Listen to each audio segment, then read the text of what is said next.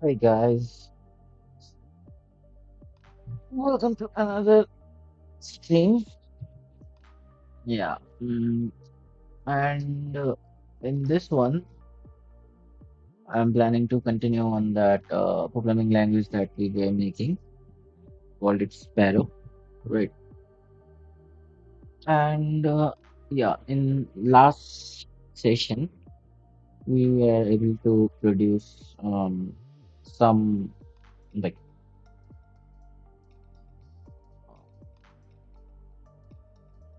like we were able to implement a lecture by which we could produce some a list of tokens, basically in terms of C++, a vector of token. And today, our goal is to take those tokens and create some sort of a AST or abstract syntax tree. Uh, the reason for doing that is, first of all, determining the order of operations, like which operation has to be done before which operation, or which statement has to be executed before which statement. And the reason for that is like if we have an AST, we can basically do some sort of a DFS, and it will basically ensure us the order of operation we can have. Right now, there are multiple ways you can create an like AST from series of tokens. There are many LR parsers, LL parsers, and so on. But today I'll be using one of the most popular ones. Maybe the only one you might ever need, right? And that will be recursive descent parsing. So yeah, let's get started doing that, and let's see what we can do. Right. The first thing I would like to do is change this name to Sparrow. Right. Then here also, this should be Sparrow. Right. Wow. Oh no.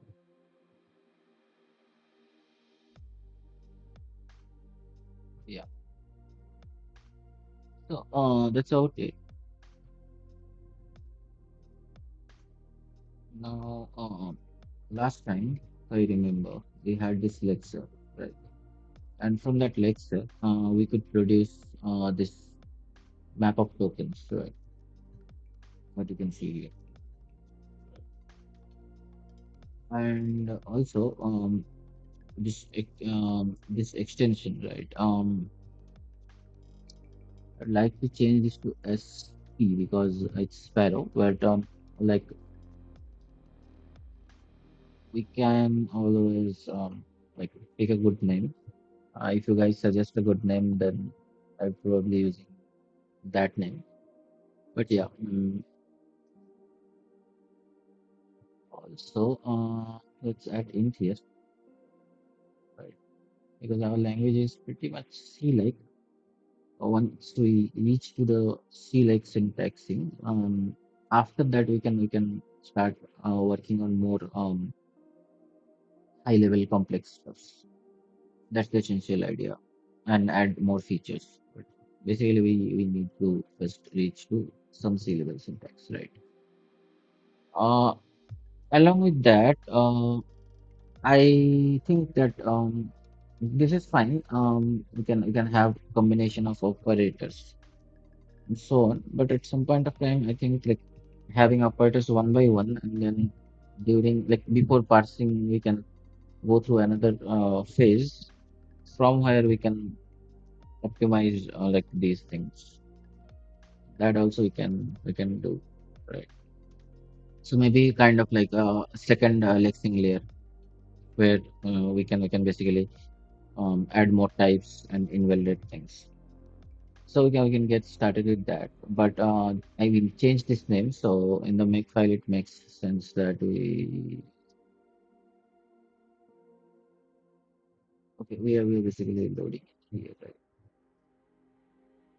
Basically, some point of time I will create some kind of an arc parser. For now, I don't worry, right? So if we just save that and then make, right? So it compiles, and then if we say make run, like we get this list of tokens, right? With different token types. So that's good. So let's create a file, and you can call that AST, right? Dot HTTP. Um,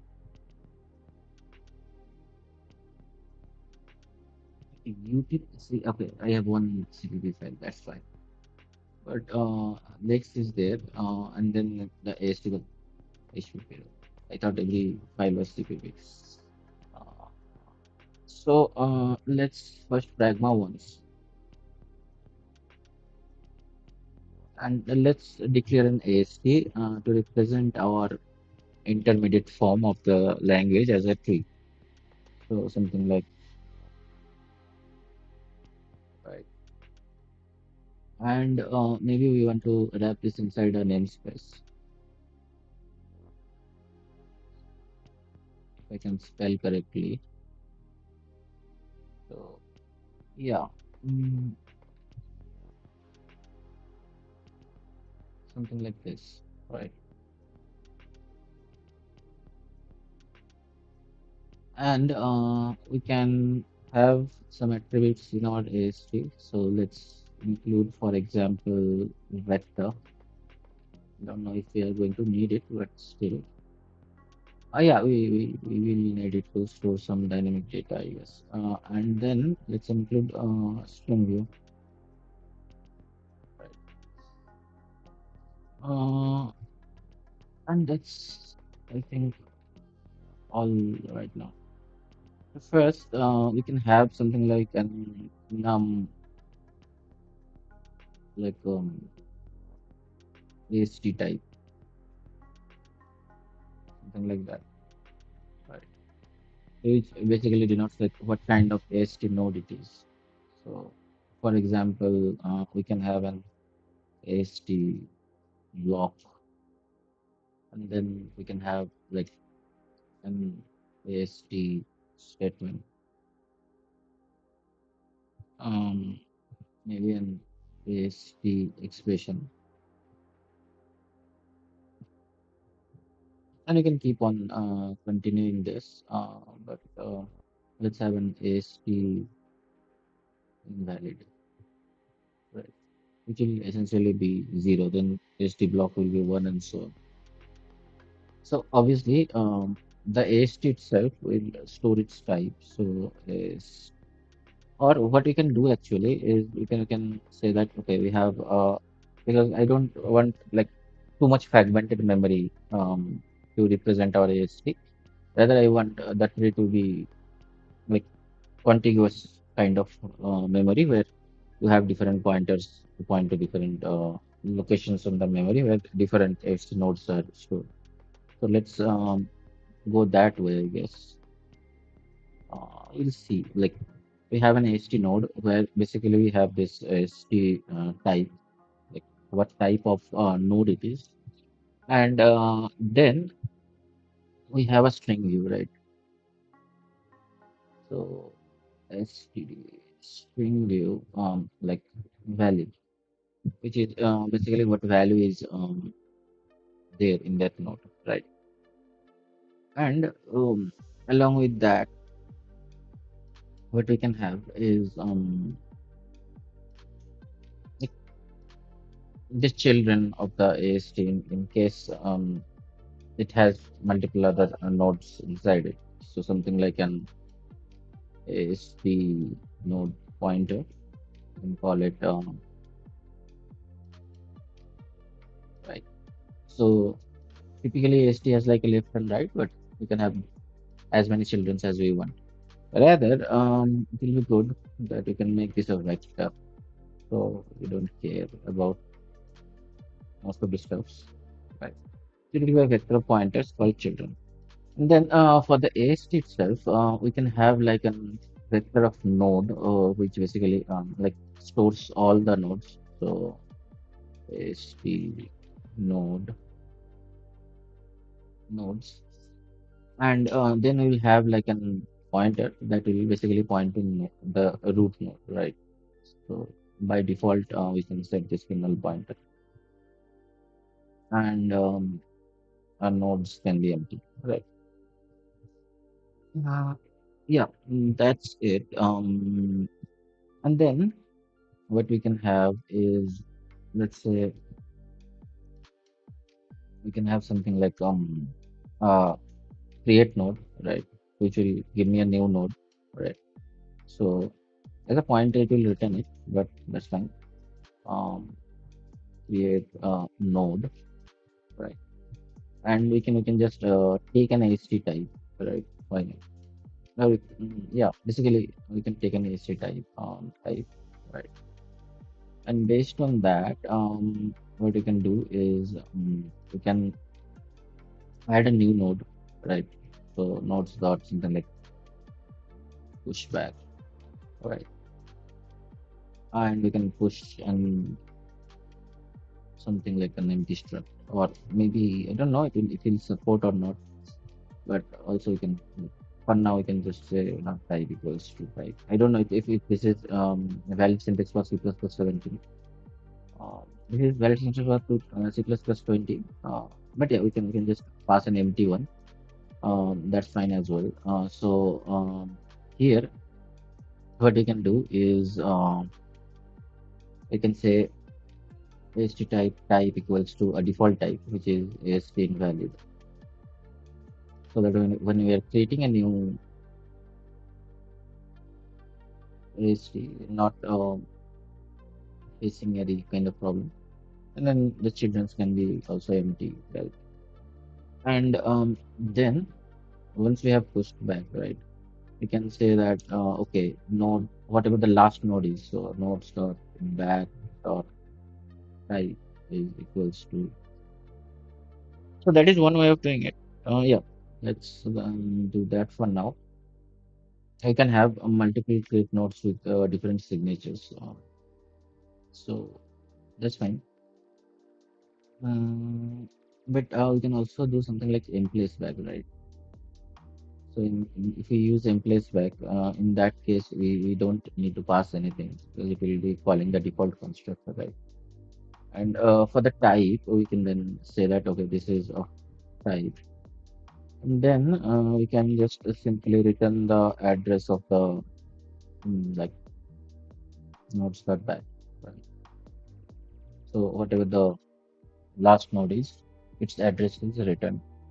So and then these AST nodes I can push inside the children, and because they're pointers, they're fine to be used, right?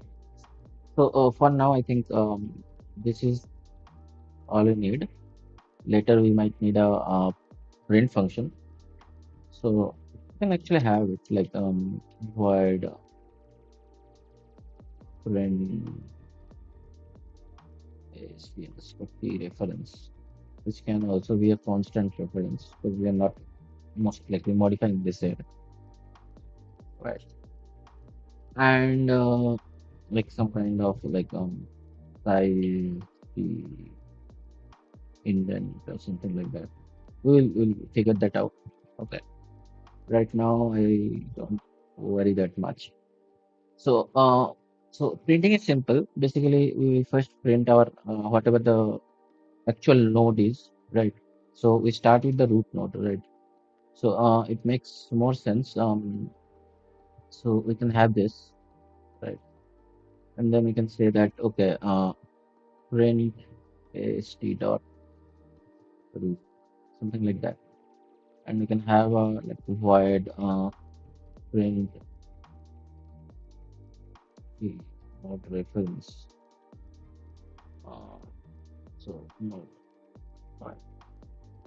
So when we're printing the node, we are basically going to go, uh, I think in a depth first search manner, maybe.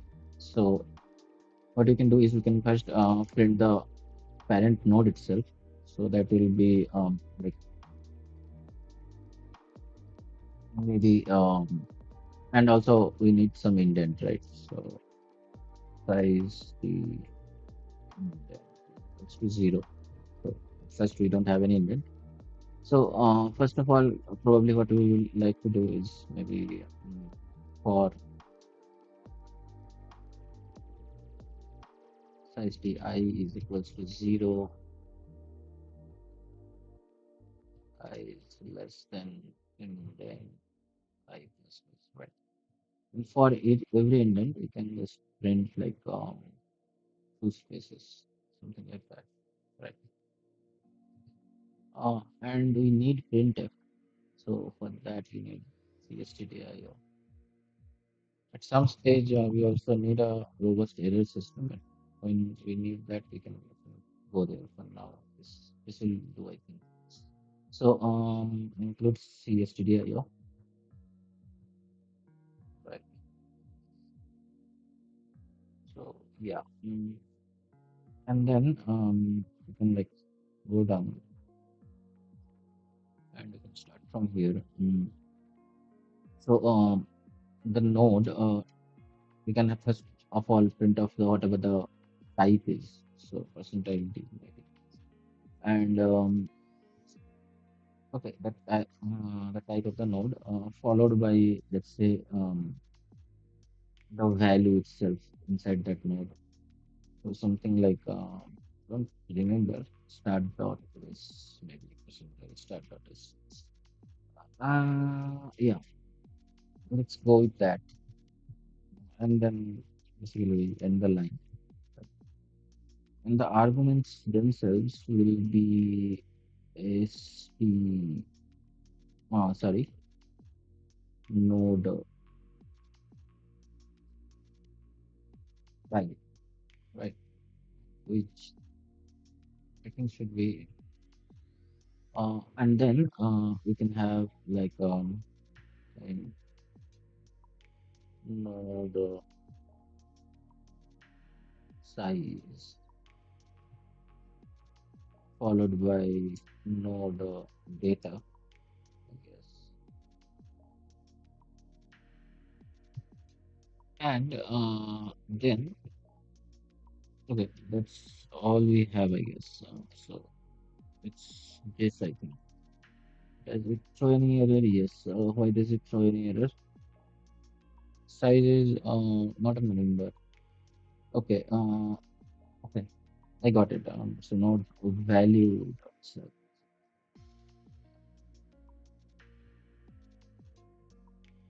So we will come back when we actually generate some AST and use, see if there is some problem in this function. But after I have printed the AST, basically what you need to do is print its children's. So for something like auto C belongs to node children. So we have like every children node, which is basically a pointer. So it doesn't matter if I'm passing a reference or just a pointer itself. So what we can do is for every child, we can just say print mm, C, and for the indent itself, we can use like indent plus one, right? So that way it will be recursively calling and printing itself. Right? So now that we have this, we can get started with like the actual parsing. So let's go for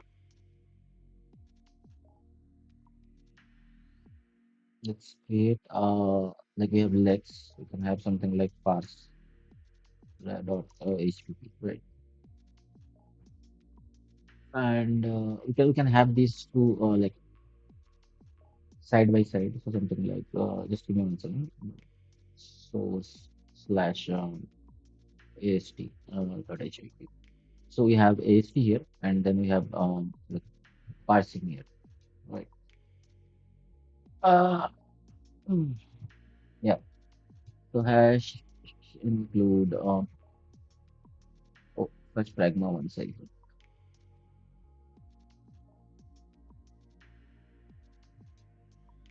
Then we can have like include AST itself, and also we will need the definition of tokens. So maybe lex also we need to have, and then namespace SP, something like that. So if we actually open lex, right? For example, if we actually open like we have this type of tokens like valid ID, float, int, OP, and we will keep on adding. But for now we have this. And as far as the AST is concerned, we can add some more types, right? So for example, we can have AST var, which is basically a variable, then AST int, which is an integer, AST string, which is a basically let's say a string. You can have something like AST add, AST multiply, AST. This will be quite a big list actually. You AST sub sub should be above multiply, I guess. Then we have like AST assign. Yeah, let's go with that now, and we'll check if we need something in the future. So you can have some kind of a parser actually. I would like it to be a struct which basically generates the AST and returns that AST back to you. So struct, I don't know, maybe parser. Right. So this will be a parser struct. In parser, we can have a function which will basically take the list of tokens and will return us the AST. So AST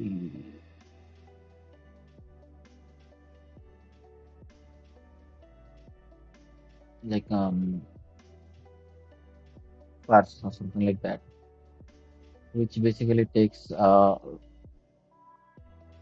vector reference, right? If I'm right, sorry. So something like we look into our Lex class, right? So our Lex basically returns this thing, Lex token key, right? So we can do that. We can say fonts this PD, or we have like some kind of type diff. We have some kind of type diff. If we don't have, then we can create some kind of type diff. Right. Right now we don't have a type diff, so that's fine. Though it's not that big of a thing. But yeah, so once basically this P, if I can spell correct, vector of basically like token T, right?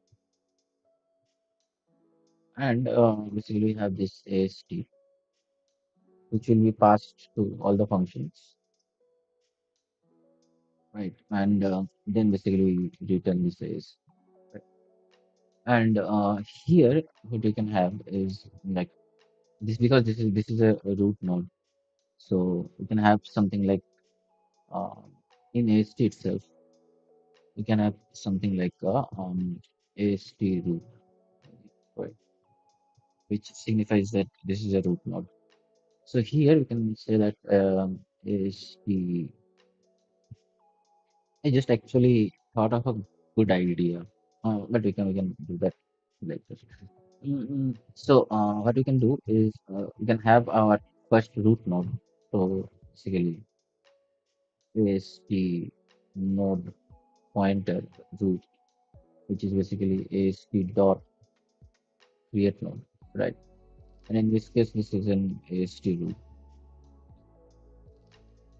So we have this root node, and then we can have something like, for example, parse program, and we can pass the root, like we can pass the root and the AST itself, right? So then you can have something like, for example, void parse program, or maybe it can return an AST pointer. Why not? So AST node like the pointer parse program, uh, which basically takes like the root, so which is like an AST node itself. We are going to modify it, so I don't like even if we put const, it doesn't matter still, because the actual value of node is not going to be changed. It's just a pointer. It's just an integer, and then the reference to the AST, because it will be a big data structure. We don't want to like copy it every time. So it's the reference, AST, right? And this basically creates the program, right? So for now, we just return the node, right? Because that's all you need to return, and this is PRO. Right? So we have this program. Now we can go one block further, and in program we can basically have something like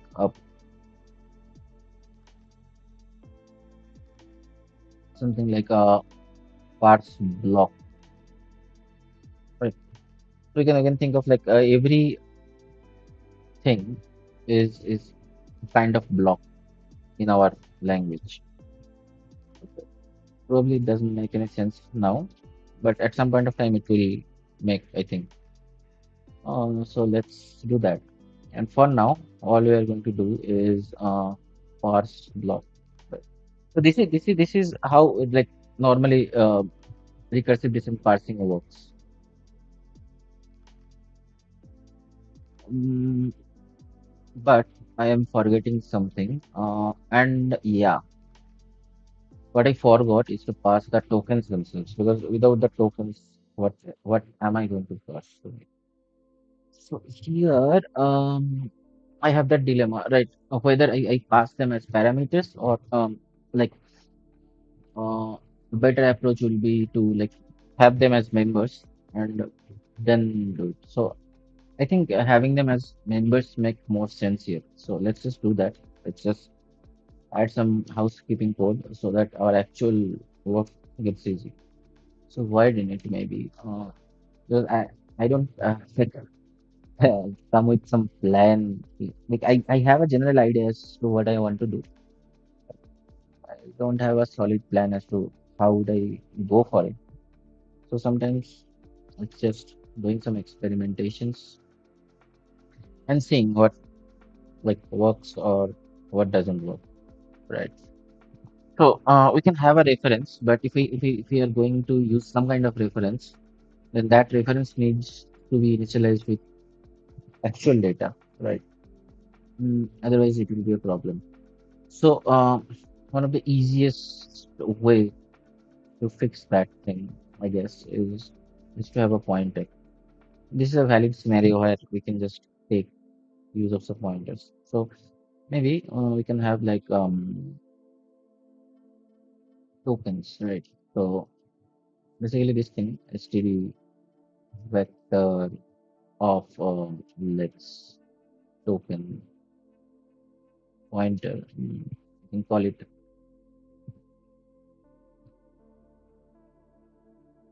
tokens. And here we are not going to like look at this data from outside anyway. So we can as well like denote that this is a private. Now we can make things private, public, blah blah blah, all those inheritance and all those things. But the thing is that I like the simple way, the functional way. Unless like I like getting the ability to group functions and have the function orders in the file in different ways. So that's why I probably like use struct, because I don't care about public, private, etc. in this stage. Like in some cases in production level code, that makes sense. But yeah, we're doing this for fun. We don't want to like keep on typing a lot of housekeeping code. Yeah. And like otherwise it will be like a .h file or .hp file along with an .cpp file, where in the .cpp file we have all the like translation units, and every translation unit they themselves are self-contained with their own logic. We can have something like singleton and blah blah blah, a lot of things.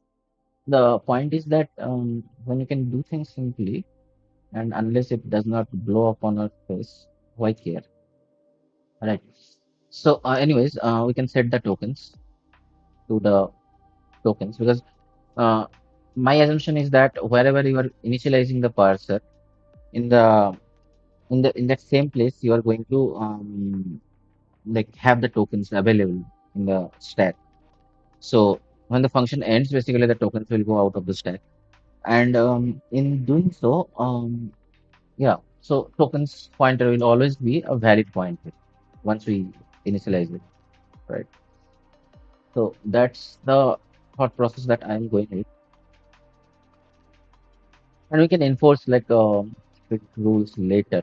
It doesn't really have to be right now. And because this is a value, we need to get its reference, right? And the problem is that this is a constant reference. So one way we can deal it with is we can have, I think, const here as well, but I don't know. Like const, yeah, actually works. Nice. So with that, we can initialize, and we're not going to like maybe using up same parser again and again. So for now, let's see. Like if this works, this works. If this doesn't work, it doesn't work. I don't want to like think too much about it. Rather, we can have some handy functions, right? So the first handy function I would like to have is like, and we can also have like a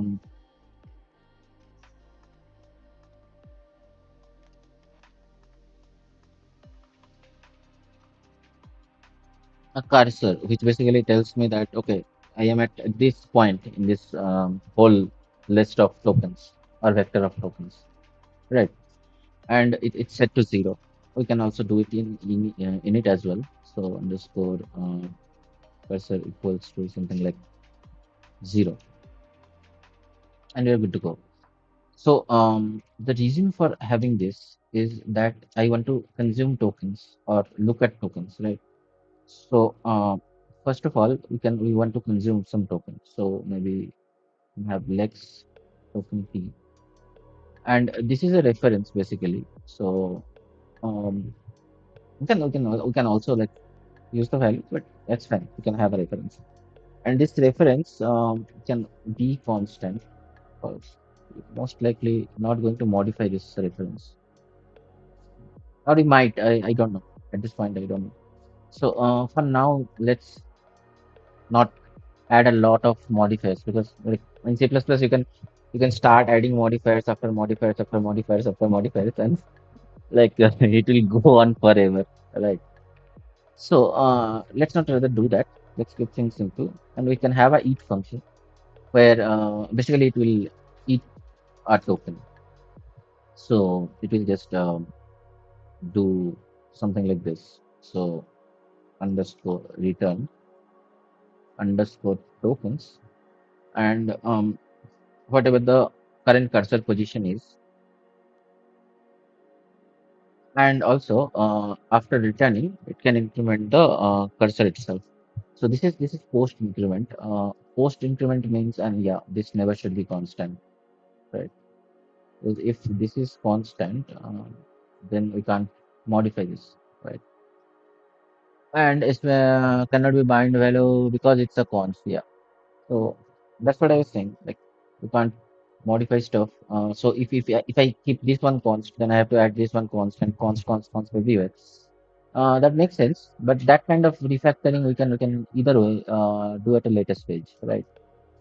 So this const needs to go as well because so now what's the problem? I cannot bind value to this, right? Okay, because this is an L value reference, but I don't want to copy it, right? So is there a way? Oh, I got it. Because this is a pointer, right? So we first need to like dereference it, and then we can access it. So yeah, like pointers sometimes suck, but they allow you to like avoid copying things. That's the best thing about pointers, I think. And you can do really some cool stuff with pointer. But all this is doing, in short, is it's going to return the current token, and then it's going to increment, right? And sometimes you just want to know what the current token is rather than incrementing it, right? So in that case, we can have something like peak, right? So for now, we can introduce peak, and for now, peak will have something like offset as to how further I want to look into token. In older compilers, what they did is they looked at one token after another. But nowadays we have like GBs of RAM, like some MB of data is perfectly fine to assume. So like your source code is most probably going to have like 10,000 line to 20,000 line in a worst case scenario in most cases. So even in that scenario, like 10,000 lines, so if you have like 70 characters, let's say 100 characters, it will be like 1 million characters, right? Or yeah, so 1 million characters. So if you have like 1 million characters, that's basically 1 MB of data. Okay, even less than 1 MB of data. So it's fine to pick at like whatever distance you want to pick. So you can have this offset. By default, it is like 0, actually 1. So we are always picking to the whatever the current token is. Okay, let's keep it to 0. Right. Um, but yeah, let's keep it to 1 because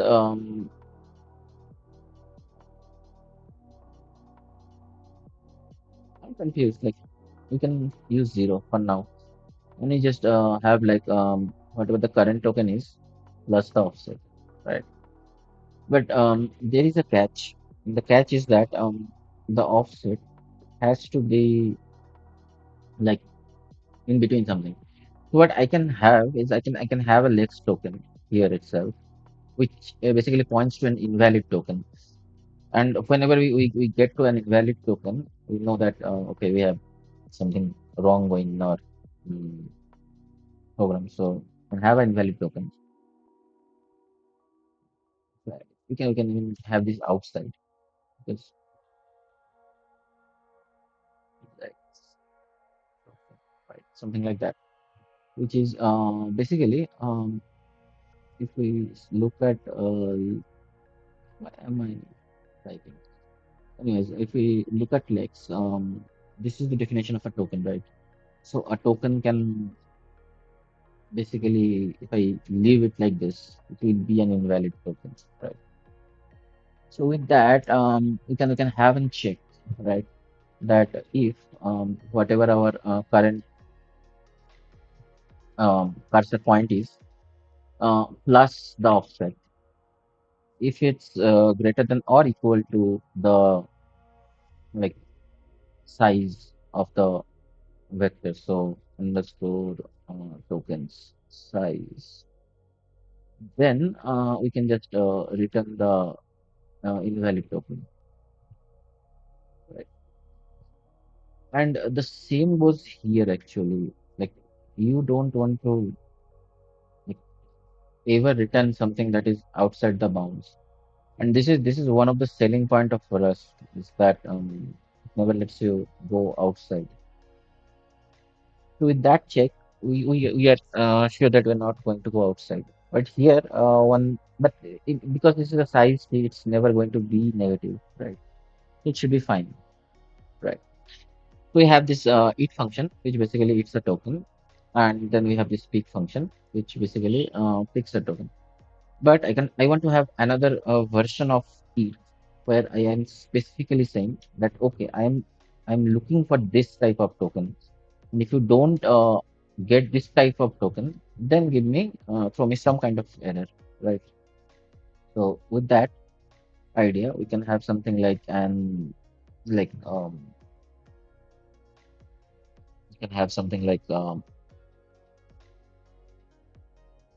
cons, not cons, but AST type, right?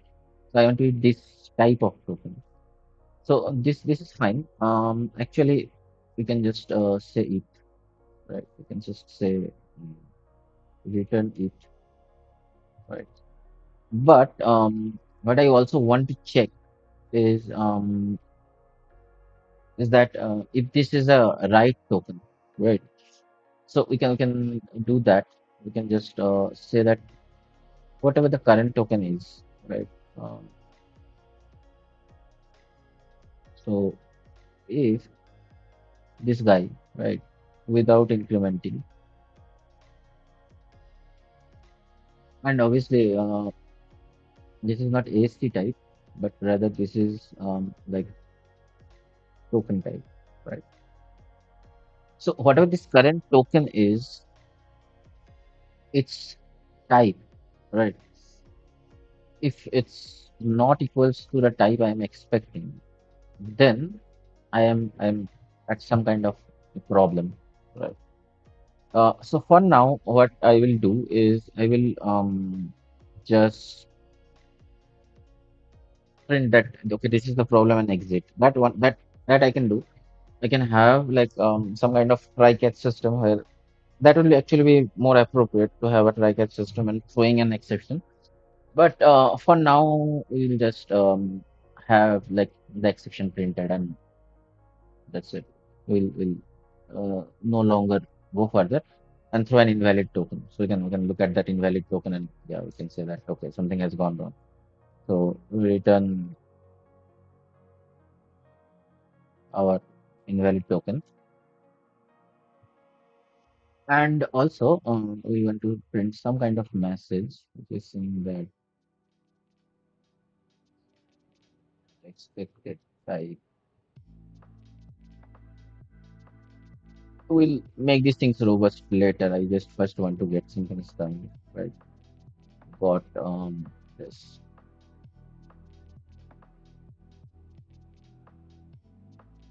something like that. Backslash n. Because we have a notion that okay, here the parsing went wrong or the eating went wrong, right? Um, and yeah, so we can have like error. This is the error that we encountered, right?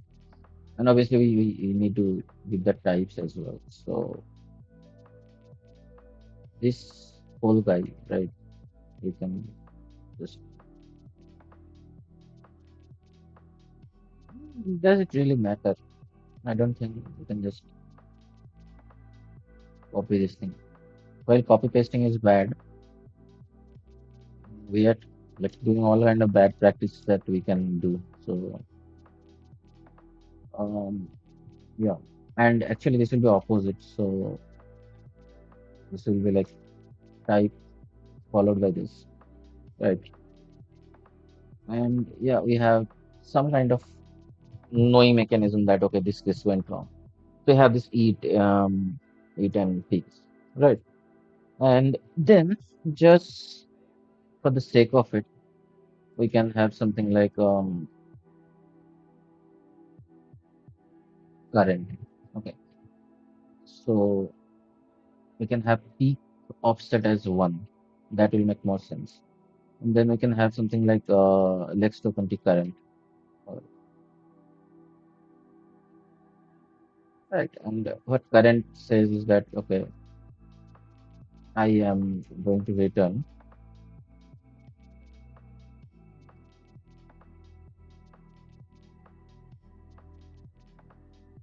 peak zero. Because by default, peak will always look at the next if you don't pass any argument. Right. So yeah, that looks good. Now we can actually start working on our algorithm. So what I'd like to have is a much more smaller program, right? Um, and also now what I was thinking of doing is I can have an AST here itself, right? So we are skipping a lot of parameters essentially. So we can remove this stuff basically because this will be common either way, right? All I care about what kind of node I am currently using. Nothing else matters, at least at this stage, right?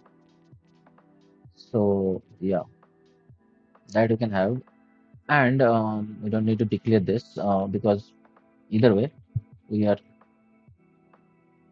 sorry uh, we have this as a main thing kind of, and basically we can look at AST, right? And in our AST we have this thing, right? Where the root is essentially null pointer at the beginning, right? So when you're going to start parsing, we are basically setting the root, right? So it makes more sense that at the when we're starting to parse, we just reset our AST, right? So AST will just become a new AST, right? If something lame like that can exist, and then AST root basically is our root, right? So that's kind of the general idea. Now we can start working with small expressions and get ourselves up from there. So I will take a maybe a 5 minute, 10 minutes break. The stream will go on. I will come in 10 minutes. The reason is that I'm feeling a bit hungry, so I will just eat something and I will come back in 10 minutes. Um, so yeah, mm, that's what I will do. And before I do that, one thing I would like to do is I like, would like to have some kind of, let's see, like this demo.sp. Let's change it to something else, right? We can start you can start very small. So now, for now, the demo.ast is just like let's say x equals to 2 plus 3. So we start with a block, right? So essentially, this is a block. And in this block, we have something like int x, right? And this int x is equals to basically 2 plus 3 times 4. So 3 times 4 should be first, and then it should be added to 2, right? And we can have a like some kind of a bracket to emphasize that. So 1 plus 2 maybe, right? So this is a simple expression to check that okay, everything is working as we expect it to be. So 1 and 2 should be added first. Maybe we can do this 3 times 1 plus 2 times 4, something like that. And then that value itself is passed assigned to this. This operation should happen first. Then this operation should happen. Then this operation should happen. Then it should be added to 2. And finally, like have divided by 2 as well, right? So this let's make this 2 plus 4 so that we are staying in the integer domain for now. Doesn't really make sense, but I just want to have all the operators at place. Right. So yeah, we have plus minus this and equal to, and we have a declaration. Right. So just going to parse this block, right? Because all our program is basically be a block, and that can be a good like alternative to having like main something. Basically, whenever if we go for a module system, like one thing that I will definitely not have is hash include kind of system. I would rather have something like an import system, so that this like pragma ones and all these things we don't have to take care of, or like if they for those things. So yeah, this is our starting code that we will be basically parsing, right? And to begin with, we can start with a small example. So what we can do is we can just make this and check if the tokens are coming correct. Because sometimes the tokens don't come correct. But as you can see, we have this beginning parent curly brace, then ending curly brace or flower brace, whatever you want. Then we have end the expression x. Right now it does not have any differentiation between these. So one thing I would probably like to have is like the data type and is differentiated, but that's fine. And then we have all these things, right? So all these things. So one of the important thing is that a node can be of like type, right? A node can represent a type. So AST type, right? Basically, what type of data it is, right? And we can get started with this thing, right? So yeah, I'll take a small break of 10 to 15 minutes. From when do you learn? From when do okay? Let's answer. I am a mobile developer. So can you teach React.js? See, like there are so many like platforms available, like so many videos available on the React.js. Right? A few years ago, when I like started my first internship, I was basically doing Node.js and like Node.js Electron and like for like mobile UI React Native, some React Native. So I have a bit of idea as to what React is. But here is the thing, right? There are a lot of resources available, and like whatever I will create now, you will find better people doing better stuff. Like one of the reasons I am doing this live stream kind of thing is just to have some coding for myself, not doing some company work. Right. So what I would like to tell you is that make some projects, write some codes, because like that's all that actually matters. Like you can compare it like doing maths or like learning to write poems, right? You can go through thousands of books, watch thousands of tutorials, but unless you yourself write some code, right, then it does not have any impact, right? And right now you have like best teacher of all time available. ChatGPT is there, right? ChatGPT is there, Gemini is there, all these AI models. They can basically write code for you, right? I can just keep on like if you have like general idea, then you can basically generate code. Like in my office work, like we have some AI. I will not say what's its name, but it's not ChatGPT. It's like some kind of wrapper around Anthropic. Uh, and I basically generate most of the code with it, right? And I am generating machine learning code from for Python. So like it can completely teach you React, whether you want to know about like as far as I last remember, like they shifted to like functional programming, right? React also shifted to functional programming from like the class-based approach, and then they had these hooks, right? Use effect and these things, right? So yeah, we can sometimes do some React, but it will be like a better thing to do to like create something like React, right? In JavaScript. So yeah, that we can try, like creating something like React. So I don't want to like make beginners like absolute beginners videos because I have tried that before. It didn't work. This is also not working in that way, but at least doing this, I have some fun. That okay, I'm doing something that I can like to do.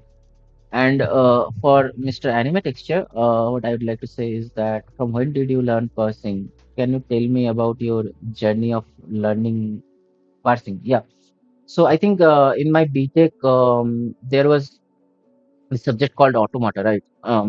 Like most of the people you will see in this industry now, they will tell you that like colleges teach nothing, blah blah blah, this kind of stuff. Okay, and what I'm going to say is totally controversial. Okay, but learning a few library is just jack shit. Okay, that thing is like totally automatable by ChatGPT. Right? Even if you want to write some OS, right? The basic things that you need, ChatGPT can provide you. The like I'm saying ChatGPT, but it's true for any like machine learning things. So and like any LLMs. So in my actual office life, I work like my job is to create like different AI algorithms and models, and yeah, now right now doing that like rapper kind of things, right? Which people call Gen AI. Okay, but like Gen AI for me is like GAN and these things. But yeah, apart from that, the thing is that college teaches you the most important things that you need to know in order to understand how a computer works, right? And like for example, DBMS, take that thing, right? Nobody teaches you how to normalize, how sharding works, these things work. But those are in your books, right? And the like DSA and algorithm, right? Uh, Those are important class. Like your DSA and algorithm, for that people go and do lead code hours and hours to get a job. All you need to get a job is to be good at DSA, right?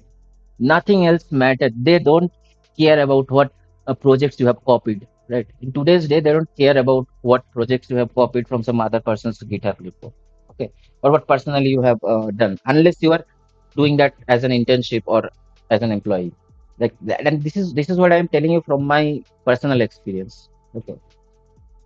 And the thing is that I'm feeling hungry, and I want to like at least complete parsing this thing, right?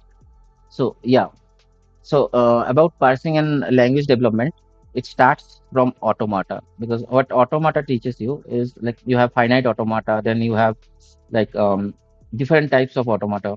Uh, then there is push down automata, the automata that uses stack. I have a video where I'm using and like stack to evaluating expression. But like for a language, push down automata will not be like sufficient for a language like C. So in that case, we need a much more powerful grammar. So in that case, we need something like a context-free grammar, or uh, something between context-free and context-sensitive. So these things. So those are there, man, in the automotive book. And then there is like in our third year, I think there was compiler designing. So in compiler designing also, like people just read those subjects and for getting the passing grades, and then they don't try to understand what the basic things they are teaching, right? Like I told you, like LR1, LL1, all these parsers are there. You take any standard compiler design book from any university that is teaching in BTech, you get all the examples, right? Same goes for multi-threading, semaphores, everything. Like everything is there. It's taught at colleges. They don't teach you React. They don't teach you this bullshit things, right? That you can learn by your own. Okay, you are when you're thinking of becoming a programmer, right? You're thinking of like don't be a like what the people call nowadays the dev, right? So don't like I am also a Gen Z person, but don't try to be a dev. Try to be a proper programmer. Try to understand stuff and then improve on that. Right. Once you understand stuff, you can build really cool things. Right. That being said, I would suggest that like from career perspective, if you're looking, try to get out of front end development as soon as possible. Like I don't know when also machine learning development will get obsolete. And at that point of time, maybe I will go into some research work, right? Or I might like do my PhD actually. I just completed my MTech and then I got into industry. But like whatever these guys say, na, that you need to learn these frameworks, these things, that's bullshit. What you need to learn is concepts, and that's most important thing.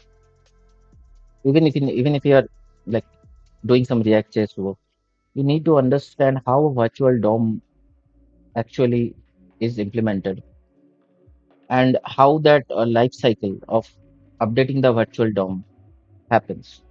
Once you get the understanding of that, React itself becomes a toy for you to use. Right. So yeah, that's about enough gyan that I have given. I will just take a small break and I'll come back in 15 minutes. I will just eat something because I'm feeling very hungry. And once you come back, we will get this done. Like this thing, right?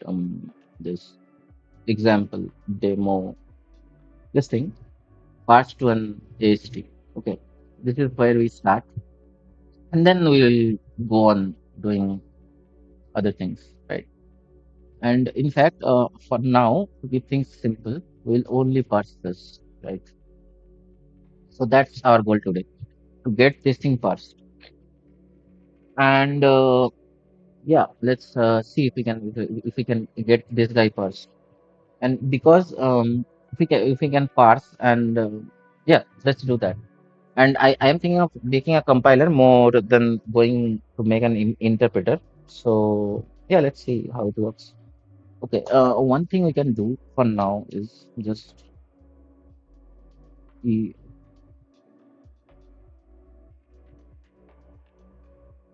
if just get this thing done. So if current, whatever the current is, dot value is equals to this, right? In that case, I want to parse like I want to eat,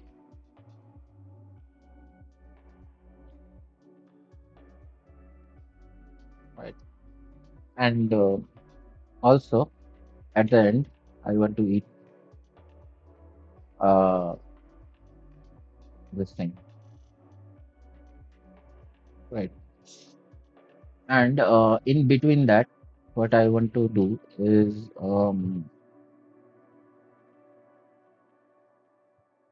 parse statements, but I will do that later.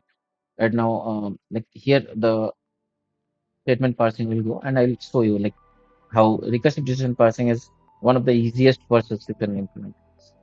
And here, I need to go to it. That's what I'm not doing. Yeah. So here, what I will do is I'll also check if and if that's not the case, in that case we have a single statement to work with. So something like parse statement, right? So we'll have this concept of statements, right? So everything that ends with a semicolon is basically a statement. right? So while current dot value is not equals to this guy, right? We want to keep on parsing statements, something like that. And we can pass our node, something like that. And just like how we did it here, right? We can have a parse statement. So recursive descent is just that. You can just this is the algorithm of recursive descent. This is a top-down parser. So basically, we were going from up to down, from the whole source code to the individual chunks. And while going through that process, you build up the AST. Yeah. So parse statement. Now, there are two caveats, but one caveat you can get rid of that I just did right now here, right? That keeping on parsing the same thing until you hit the end. So this will get rid of the like some problems that might occur with multiple operations of same precedence, right? And the idea is basically the deeper you are, the less precedent thing you are doing, or like high precedent, how you are looking at precedence, that matters. Like for example, what I'm trying to say is that you will first parse the like multiplication and division, and then that parse multiplication division that will be called by something like parse addition and subtraction, right? That's how it basically works, and you keep on parsing the whole data into small chunks, right? And if you keep on doing while instead of if, that way you get rid of the ambiguity that occurs in the grammar, right? And most likely you want to have one, at least some unique character in front, right? So that like you're not introducing additional ambiguity in your parsing, right? Sometimes it might happen, but yeah, I will just implement this one it, and then I will go to it. uh, yeah, that was one of the very bad jokes, but what can we do? I'll just implement this it, and then I'll go to, okay.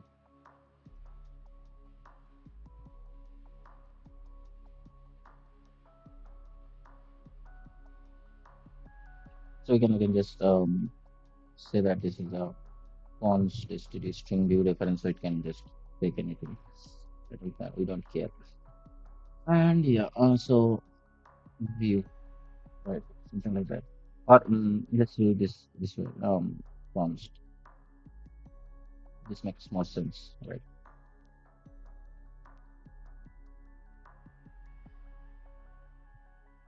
Expected. You can have expected here, right? And this will be just dot value,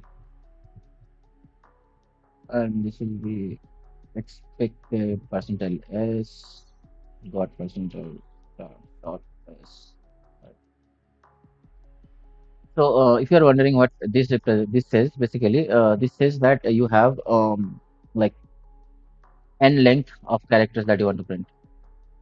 That's it. So expected is expected, but we didn't get the expected. So maybe what I would like to do here in this space is something like auto v is equals to, or auto t is equals to this whole thing, right? This guy. You can yank this, you can paste this, you can do this. So this essentially becomes just t, right? Uh, and why not? Maybe we don't need that. But if you are using reference, then you must put the reference. Otherwise, it will not like pick that up as a reference. Now you can remove this whole thing, right? And you can just say t dot. value dot size and p dot value dot data.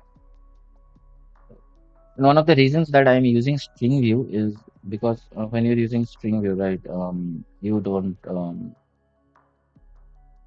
need to care about like a lot of data copying, because every time you're assigning to a string, you're basically copying a huge amount of data. Not huge amount of data, the size of the string.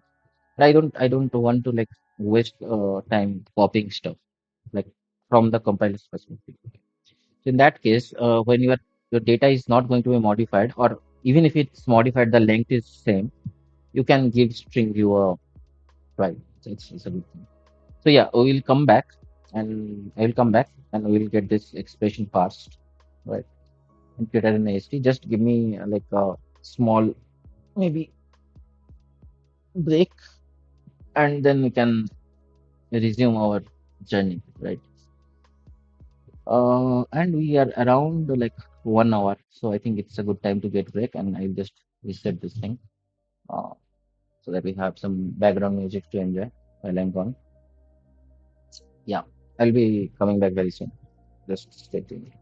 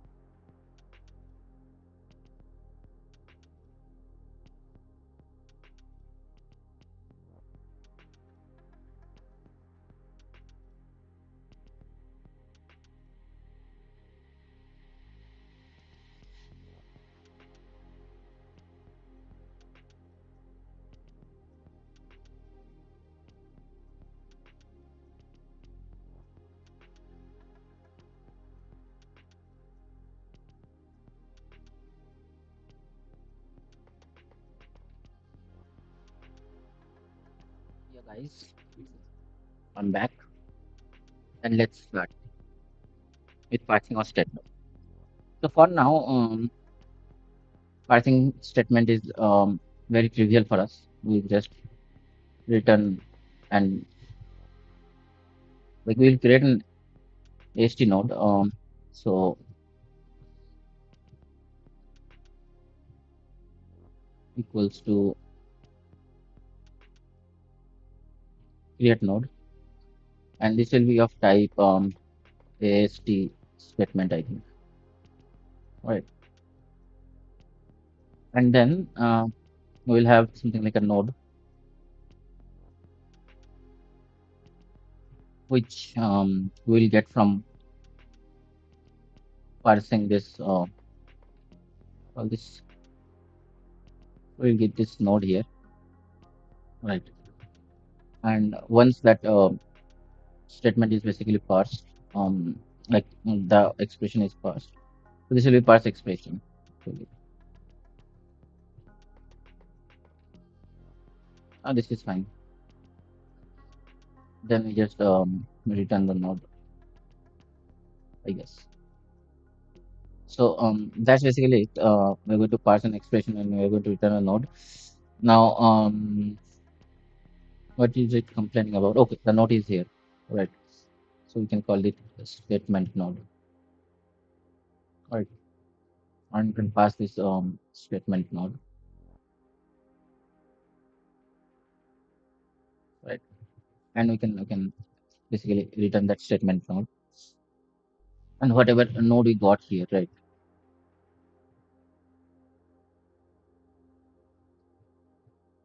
We are going to append it to a node. So basically node dot,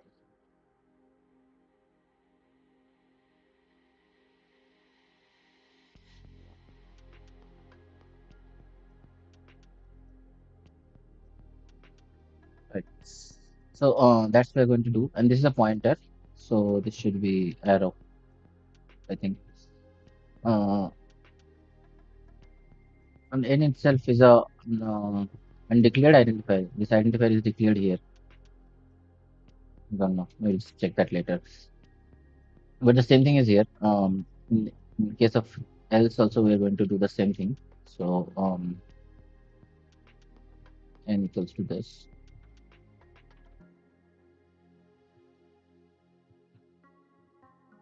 So use of undeclared identifier n. This the identifier is declared here. I don't understand. We'll check that later. Maybe due to auto, it's not being able to identify. But it's essentially correct because of the fact that it's here it's saying correct, right? And once we're done, we can return this node.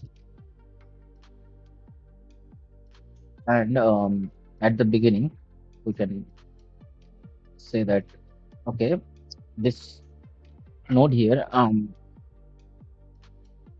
So something like we'll call this P. P stands for parent, so that makes more sense maybe. And basically, auto n is equals auto node is equals to ast dot create node ast. Do we have a block? Yeah.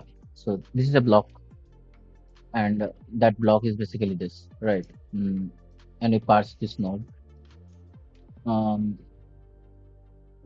and then we come back. We do it here as well, and then we return that block, right?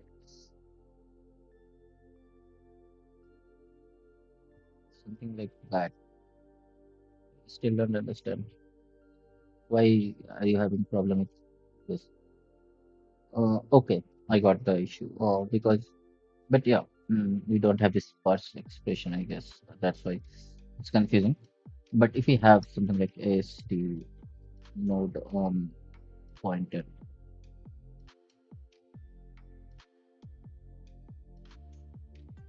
expression, which basically take like AST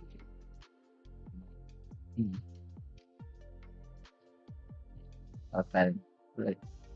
And it basically creates an expression node. So auto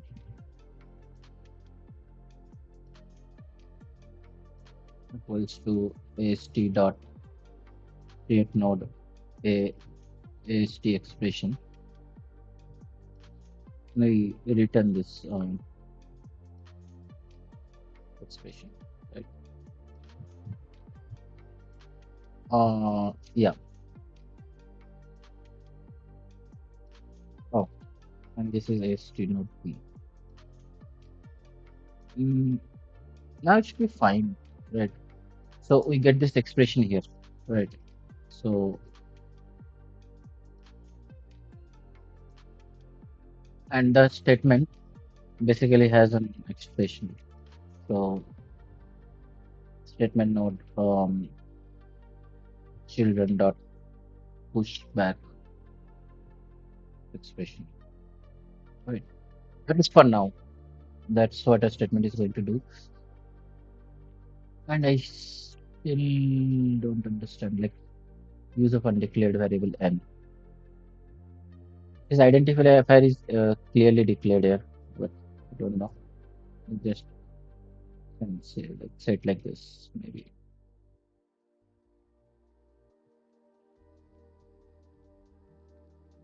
Are you happy with this? Oh, I got it. Oh, nice. So this can be auto,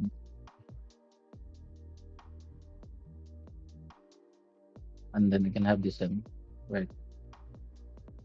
And yeah, we can basically cut this stuff, paste it here, and maybe we can just format this. Yeah. So that's about parsing an ex. Now let's get into parsing an expression. We can do it later. One thing I need to check is that when you're parsing a block, you're basically getting a block, right? So auto block is this, right? And then what we want to do is we want to node children. We want to push this block.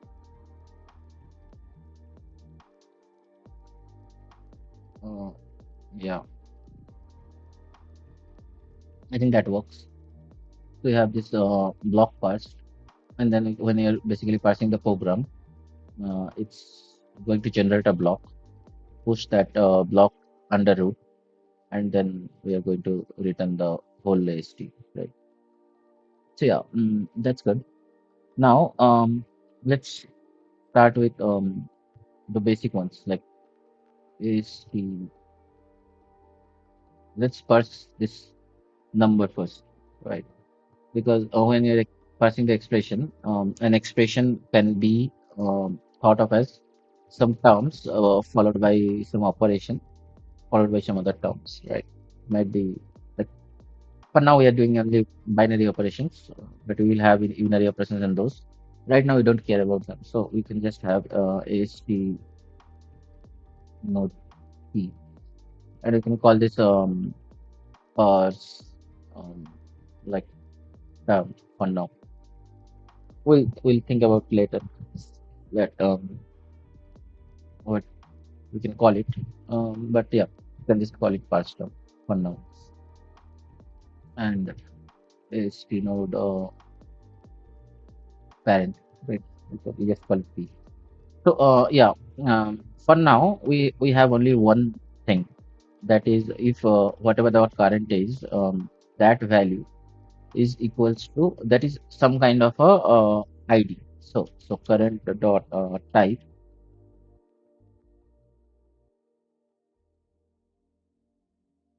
UIP type, if I can spell it correct, is equals to mm,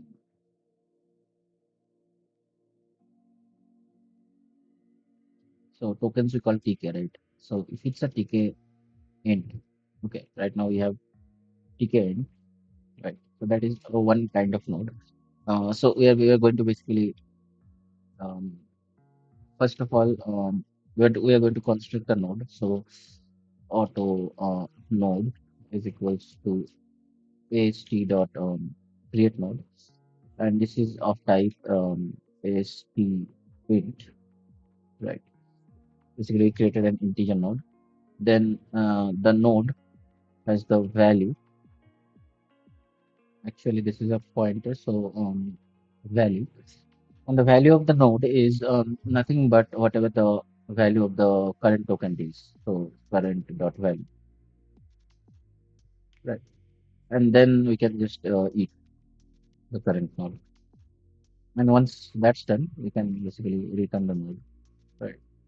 So that's about getting the parsing the node. And here we can just return null, right? For now, like if it's not there, then we'll just return a null pointer. Okay. This is the most lamest way of doing things, but yeah, it works. So now we have our integer, right? Next thing is doing this multiplication operations, right? So that is one thing. The second thing is that in this expression, right? There are also this brackets here, so that we can take care of first. So if let's say our current, whatever it is, dot value is equals to, let's say, this, right? Then we would probably like to eat, right, this guy, and then we can have another. So we can basically say that okay, um, whatever we're going to do, we are going to do here. For now, we can keep it empty. But once we're done, we can basically eat this, right? Because we will expect to have this, and then we can do that. So that is one possibility that might happen, right? Else, we might just simply have like uh, yeah, whatever will come here also will come here. We'll check that. So for now, let's keep it simple. We'll fill this up. So we now have these terms, right? So the next thing is probably doing this multiplication division thing. So you can say that AST node P. We can call this pers, what do you call it? Factor, which by the way takes this parent, right? So AST P star parent, and all it's going to do is first of all, it's going to pass a term, right? So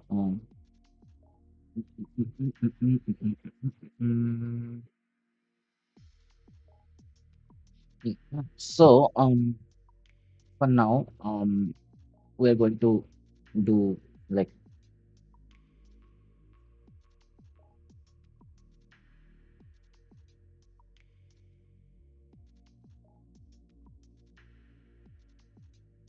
first term, right? Yeah, and then if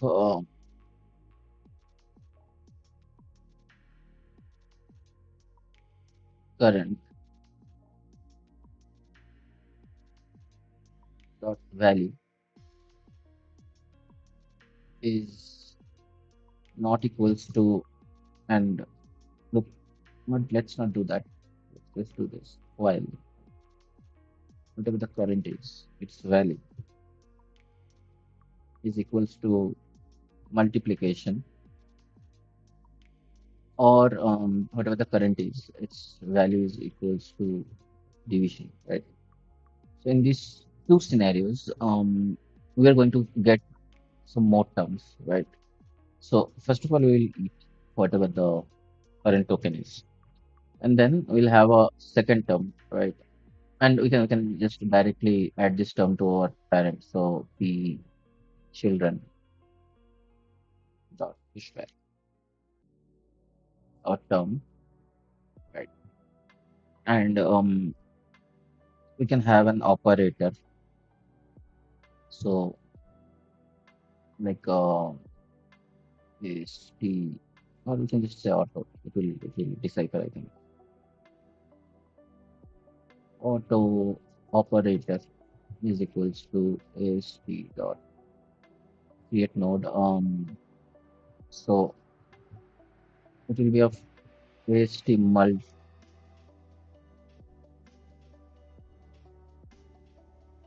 right? If like current dot value is multiplication. So if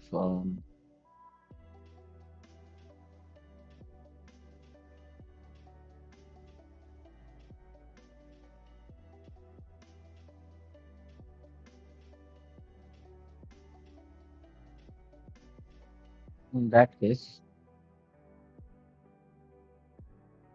let's go ugly right now. Then when the time comes, we can go for some clean code. Yeah, we need to pass the parent. Although for first term we are not using parent right now, but in future we might need. Otherwise we will remove it. So we have this operator, right? So obviously the else, so the p children dot puts back our operator, right? Else if this whole thing,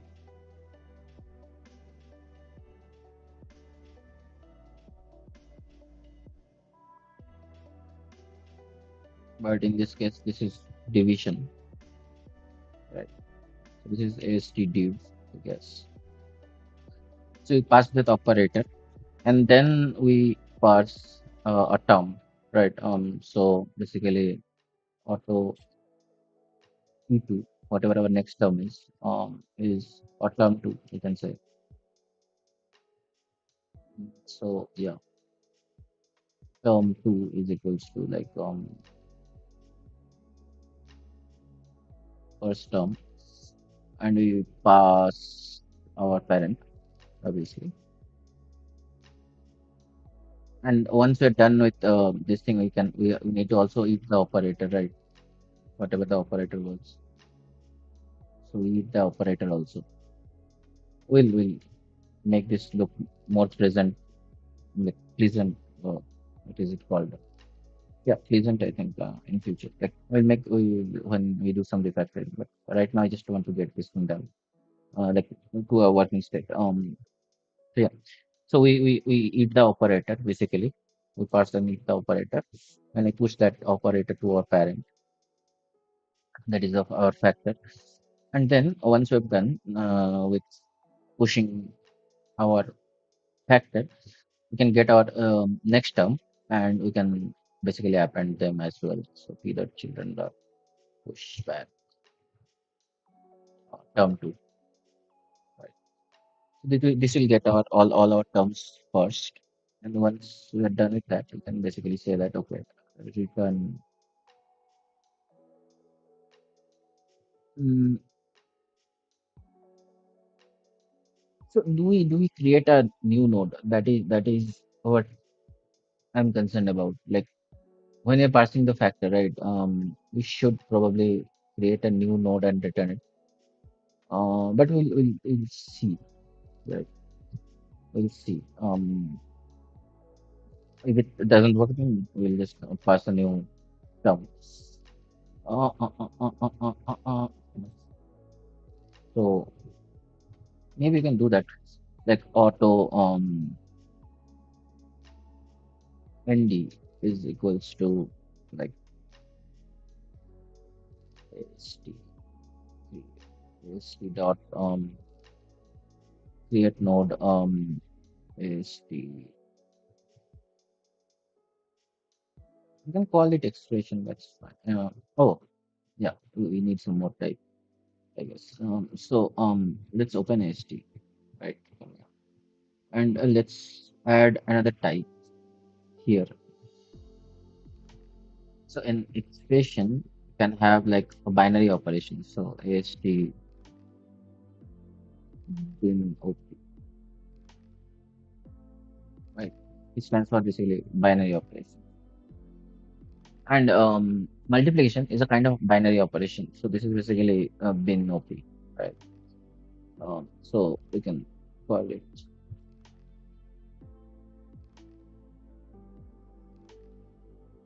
bin OP. And the term is going to take this bin OP. Actually, we can just remove parent from term because we are never going to like insert anything. We don't need parent, right?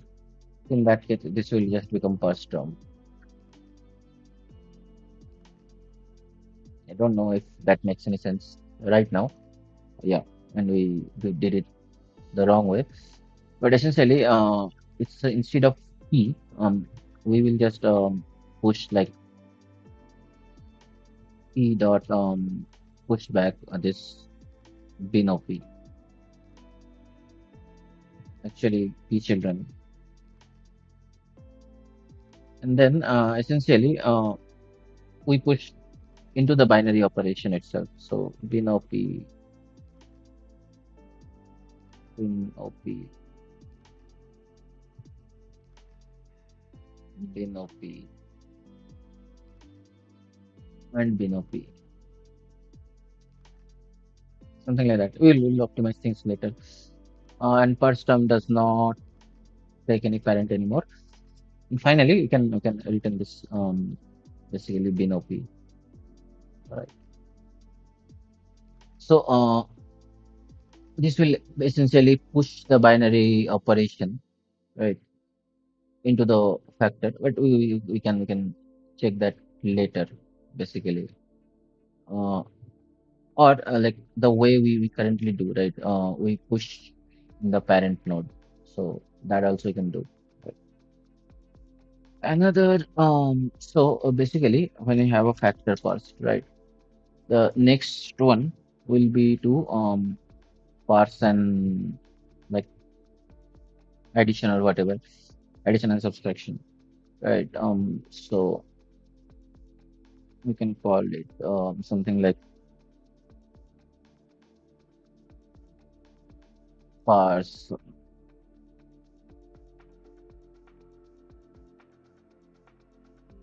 Like, calling add is bad, so it sounds very wrong. So we'll just call it sum because you can also sum negative numbers, right? And in this case, it will be just plus or minus, right? This will be like AST add. This will be AST sub. This is minus, and this is plus, I guess. Yeah.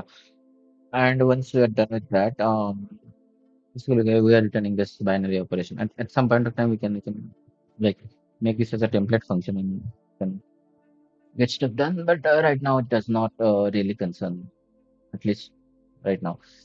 So yeah, we basically parse a factor here in this case, and parse factor needs the parent. So term two is also a parse factor.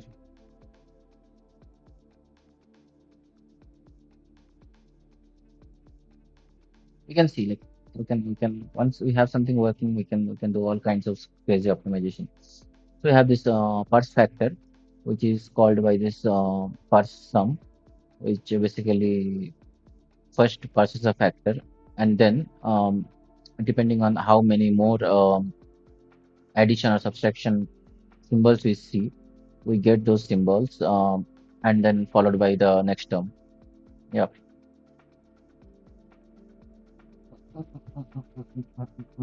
Or actually, it makes more sense to me not create a new node here at all. Yeah, why didn't I think of it before? So just remove this for now, And in AST, when we have like declaring this node, right? You can have a default node as well. So that is the invalid. Right? So by default, our node is an invalid node, but it's a pointer. Okay, this is print, wrong place. Here, right? So the AST type can be by default AST invalid. Right? So with that, we can yeah, we have already removed bin OP. So we just create an invalid node, right? And the idea is, if it's a multiplication, right? So all we are going to do is of this current node, right? Bin OP dot type, basically, or in this case, it's a pointer. So yeah, type is equals to HTML, right? And bin OP value is multiplication, essentially. And the same goes here. So we can just say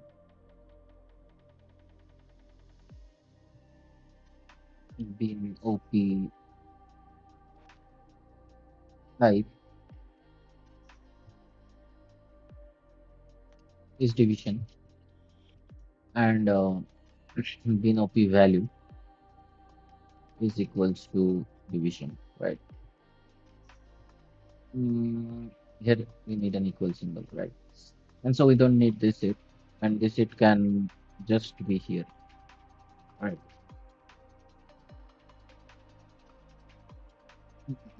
So we need a colon, essentially, and now it looks better, I guess. So that the same thing we are going to do it here. So you just copy this, and I'll just paste it here. Right. And in this case, it will be just AST add, I guess.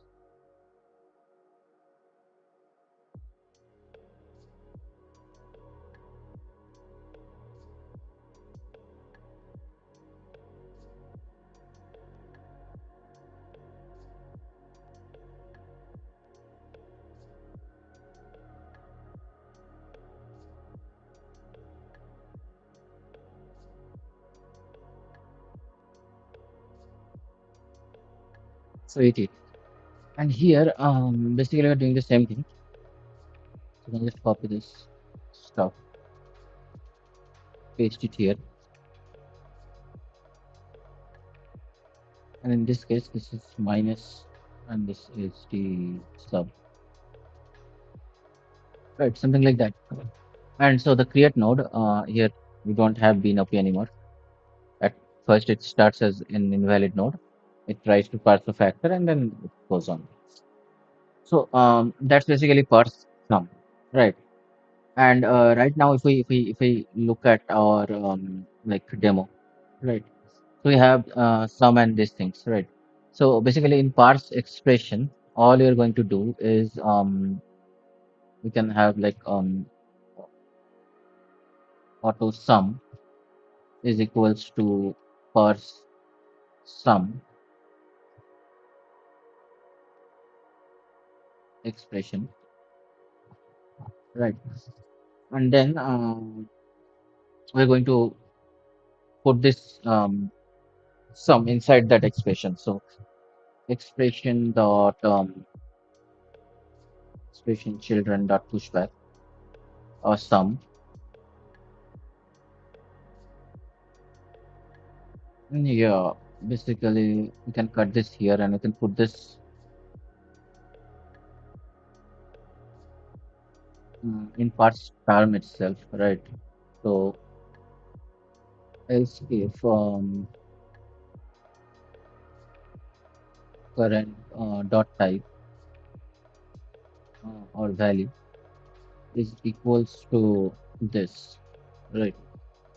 If we have an this thing, mm, we don't need this. Yeah, So let's do this. Let's remove this. Right. And basically, whenever we are encountering this, right, we can parse our expression. So auto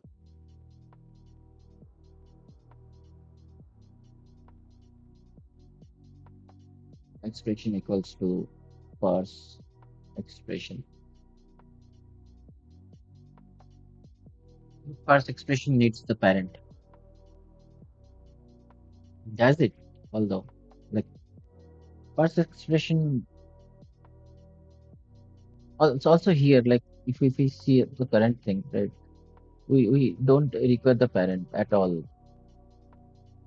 Here as well, we don't like need the parent at all, because in the parent we are doing the stuff of pushing stuff, right? So something like this maybe. And yeah, like as we go on, things get more simplified. That's the beauty of programming, I guess. So yeah, we get rid of the sum, right? And we eat this. We get the expression basically. And once we get the expression, we return that we eat, and then we basically return that expression. So yeah, with that you can get something. And pass expression does not need anything because that expression is going to be put to the statement, right? So the question is, does a statement needs the node? Because as I can clearly see, right, we are going to return the statement node itself, because that's how we are going to do it, right? So parse statement also doesn't need to directly have the parent. It's the parent's responsibility to push the children themselves, right? So we don't need this anymore because we are pushing in the node itself. But for now, let's keep the parent at here. But as you can see, like here also we are not using parent. Yeah, we'll say that later. But effectively, this should allow us, if everything is correct, which is highly improbable. But if everything is correct, this should allow us to get some kind of parsing done. So let's go to our main, right? So let's go to our main, and the next stage is most likely to build that AST, right? So hash include parsing, and most likely will fail, but that's the part. Like at some point of time, we will succeed. Maybe not now, but we will succeed. We'll fix the bugs and we'll succeed. So now that we have this, we can create an like uh, something like parser, and then we can have like parser dot init, right? And we can initialize with the tokens. So we have the tokens now, and then we can basically say ast ast is equals to parser dot parse. Because parse is supposed to return an AST, and once you get that AST, you'd like to like have something like sp print AST, right? What's the issue? Oh yeah. So with that, and probably here I want to add this thing as well. So now the moment of truth where everything breaks, and we fix things, right? So we make this, and we were able to make it. Now let's try to make run,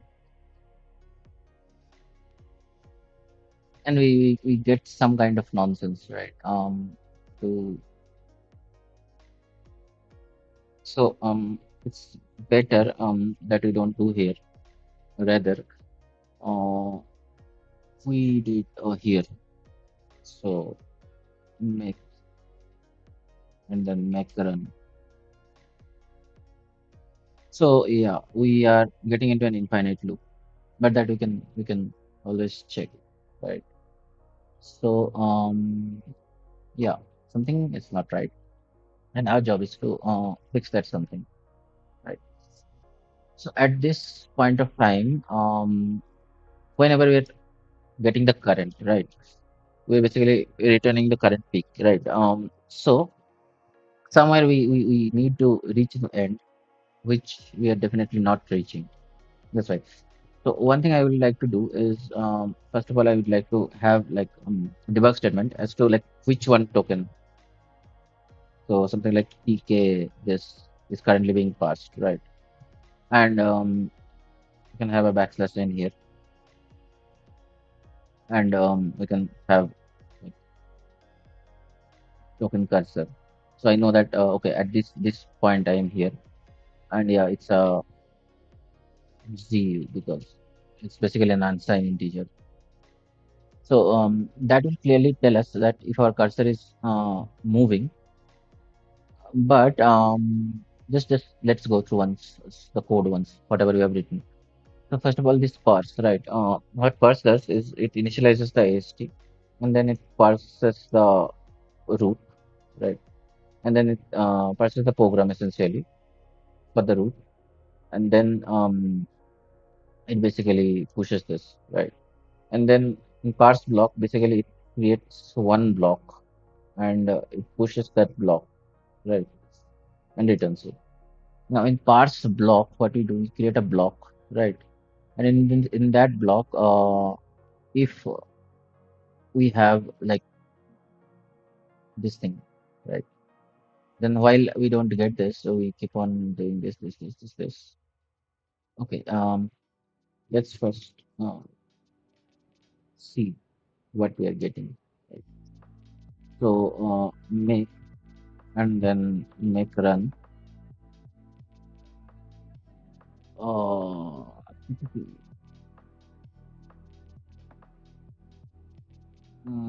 so it's too fast for us, right? Uh, uh, uh, we- so that is one of the major concerns. Like, what is the current? So we'll just have to do it a bit faster, I guess. So let's clear the screen and then just say make run and stop. It's too fast, but let's just say make run and stop. Do we get something, or we are just too fast printing stuff? Don't know, man. Like honestly, where this empty lines coming from? So yeah, let's go inside ASK and check. Are we printing some blank space? That is here. This guy is responsible for printing the blank space, right? Uh, should this cause an issue? Ideally, no, but we are getting to the print, right? So, if we are getting to the print, that means that we at least like have parsed the program, right? For example, if I don't print this abstract syntax tree, if I don't print this abstract syntax tree, for example, then if I like make and then make run, we from zero we start and here we expected this but got a new line maybe. So one error occurred actually here. So we expected this. One thing that I think we should do is that only if see then we should print. But yeah, right now we're not printing yet. First let's check that source code actually because our there might be some error in our source code itself, right? So I have this, and now it was complaining that like this is missing. So you need to understand why this is saying that this is missing, right? And that answer is in parser. Right? So basically, whenever we are doing this, right, we are parsing the expression, and then we can have some prints to that we can remove later to understand what is going on. So we can say that parsing factor here, and we can have like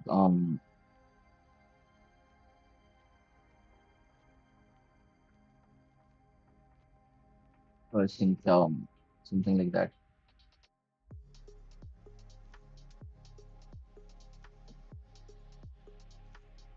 So parsing term, then parsing factor,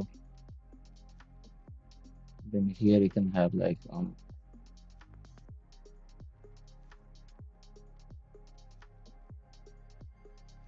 parsing from, I guess, something like that. And then you can say that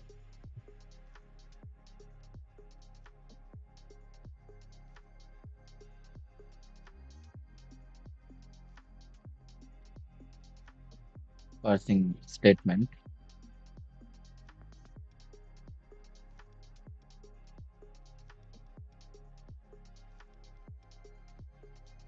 you can have parsing expression here.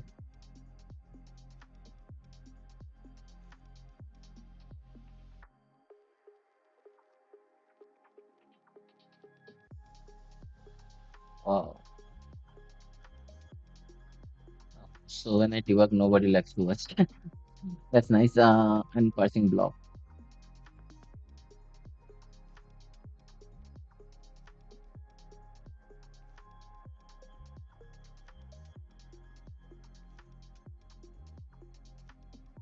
Yeah, we are definitely parsing the program. So I don't think I need to put that. But if we just make and then make run. Right. So what we start doing is that we are at the first token. We're parsing the block essentially. We're at first token.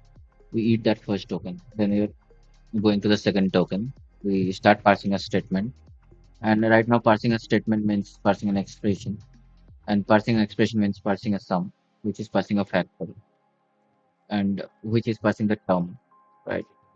So here we parse the term and we go to the next, right? And the next term is another factor, right? So we parse that.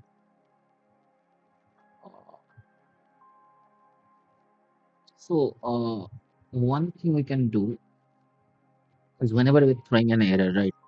We have the line, but here the line number is one only, right? So let's just modify our yeah a bit, our actual code a bit. So we'll start with a small example and then we'll incrementally go up. So let's just parse 2 plus 3 for now. So, small thing that we're parsing. Uh,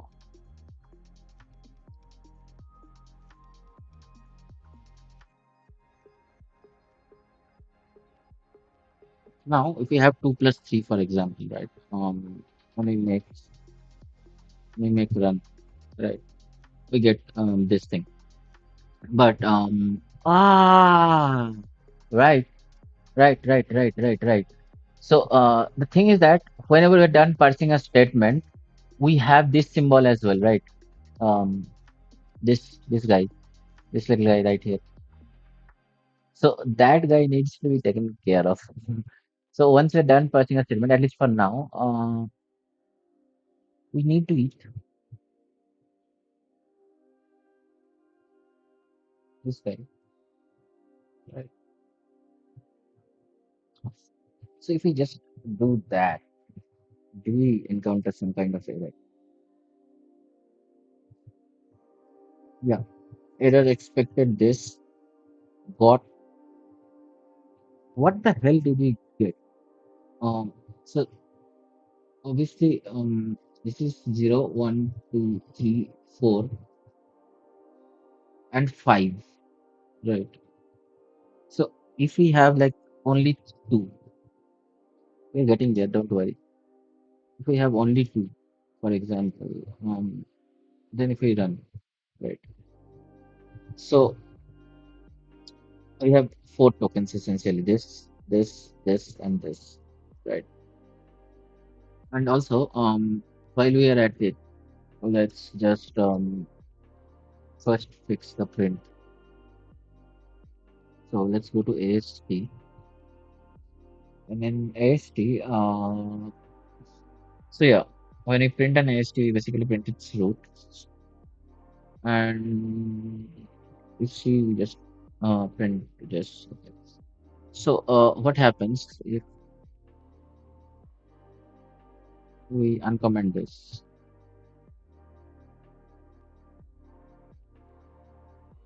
So size p I equals to 0, I is less than indent. I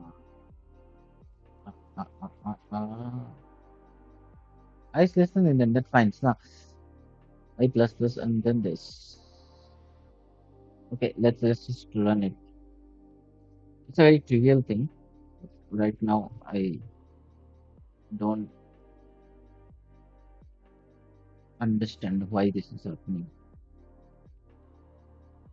So int I equals to 0 is less than indent I plus plus, right? If we just remove this thing, because this is the guy which is doing printing stuff,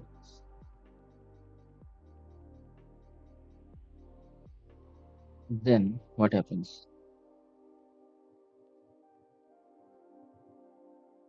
Keep on, we still keep on looping. So indent is fine.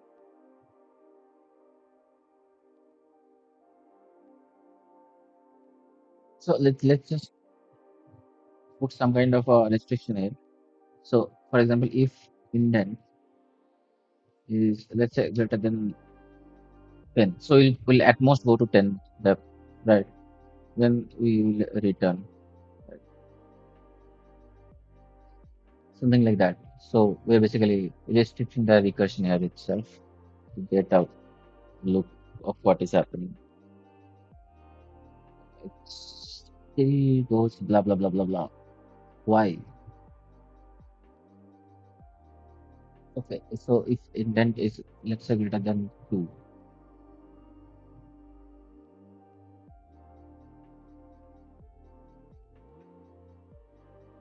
then essentially we are going to return, right?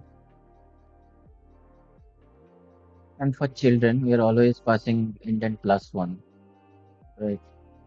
I don't think there is an issue when we're printing this, right?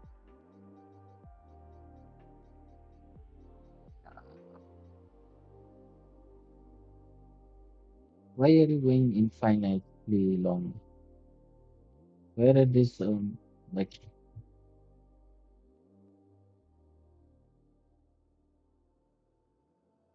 which strings coming from? And why are you not returning?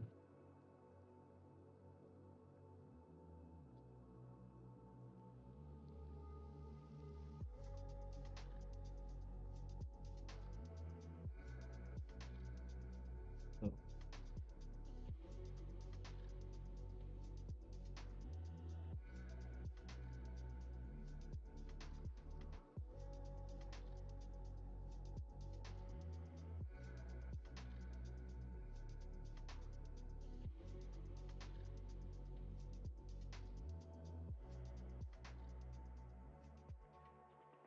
still,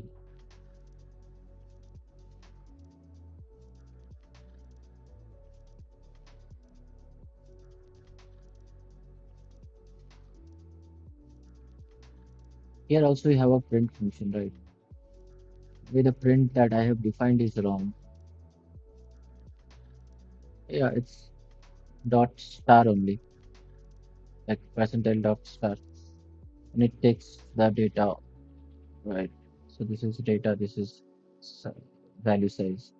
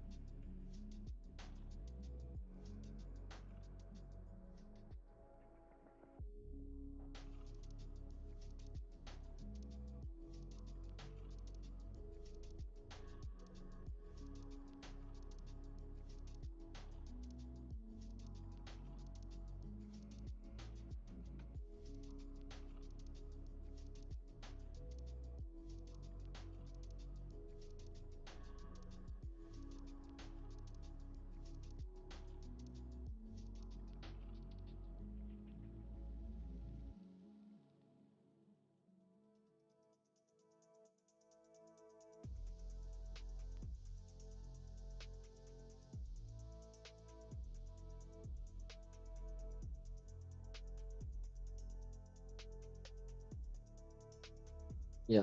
Mm, so my mother called actually. But yeah.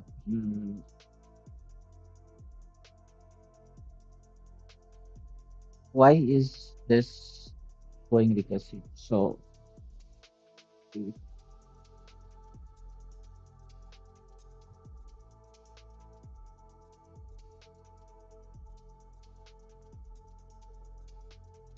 does this stop it from happening? We are taking a node here and we're taking an AST here. So these are completely different things. Uh,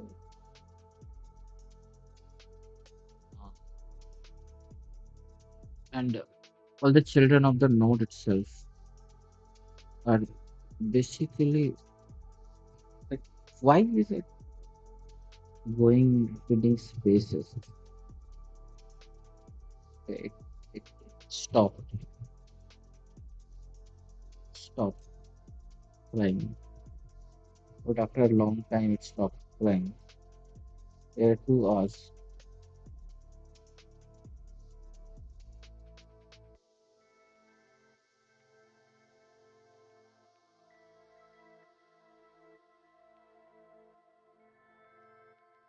Where are these spaces coming from? Okay, from here. If I even if I remove this, right, and even if I remove it and try, still get all these crazy spaces.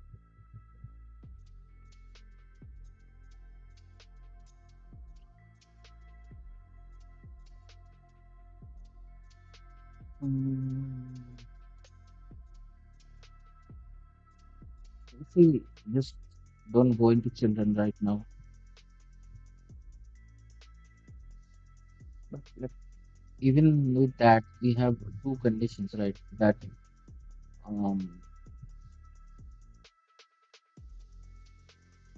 where are we going wrong? Why is this crazy kind of printing happening? At this mode, at this time, I'm really feeling like I should use a debugger instead. Let's not do that. Let's stick to our game plan, at least for now. We'll see. Even if we don't print this, right? So essentially, we're just doing and nothing else in this function. Will that still cause the same kind of problem? Just prints So essentially, something is wrong with this guy. So, but it's percentile star S only. If I remember. You can see here, it's clearly working here. Maybe, just maybe, uh,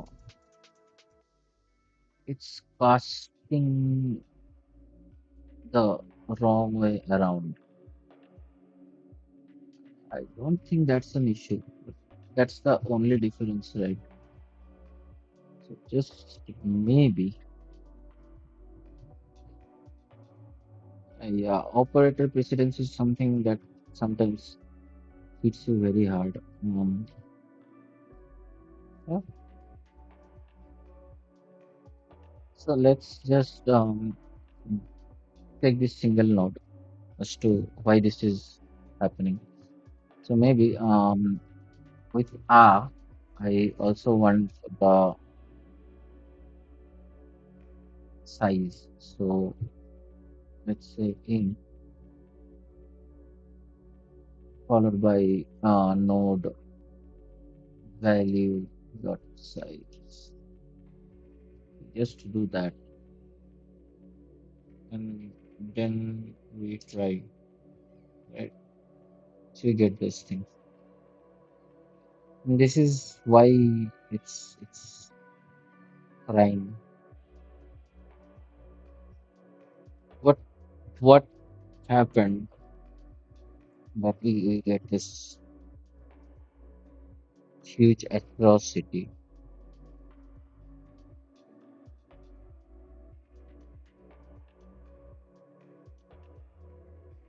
Every AST node has a empty string, right?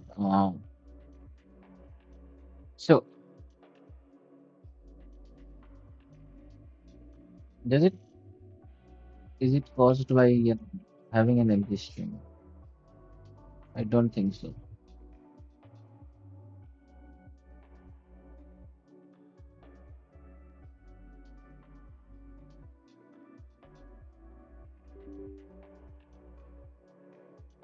So let's look at the root node itself, right?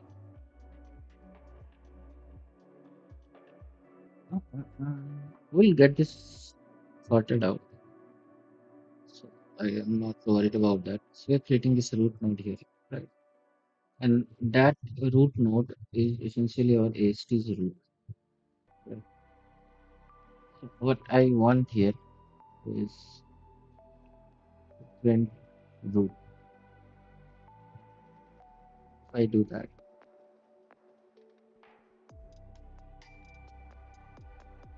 so when I print the root, it's one, right?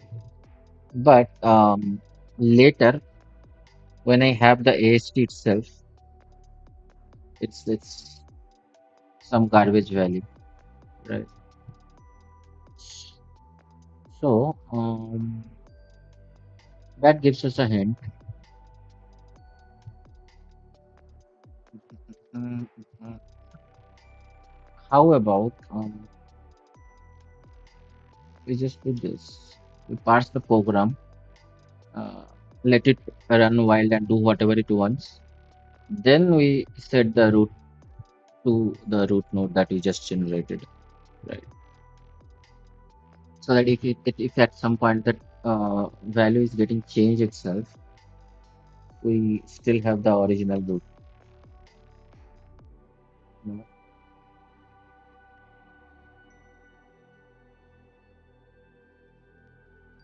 How would the like data look like?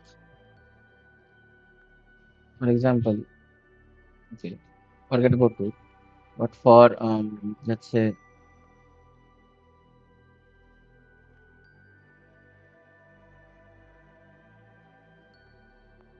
node belongs to nodes, right? I just want to see what the nodes look like. So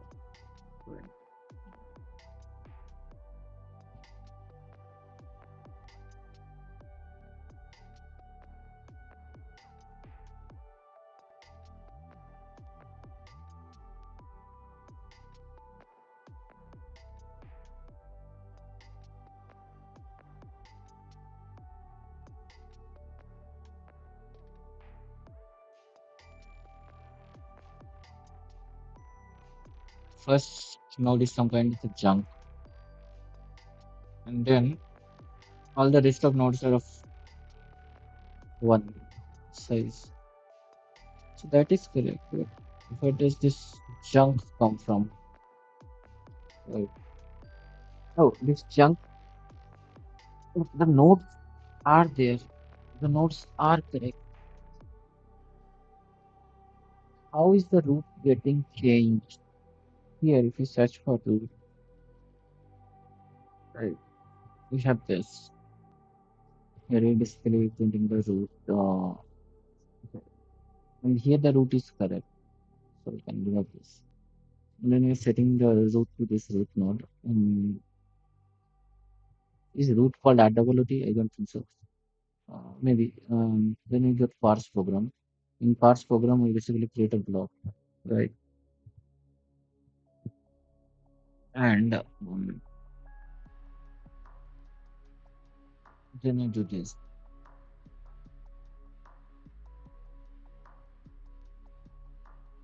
And the root is being set to the junk, although it should be the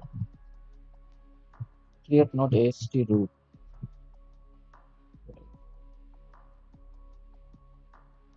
Okay, I just want to remove this thing and just try this. Right. So these are all zeros. And then I have this one. Because there is only one click. Right. So this zero length ones are fine. Why is this guy complaining? Mm, mm, mm, because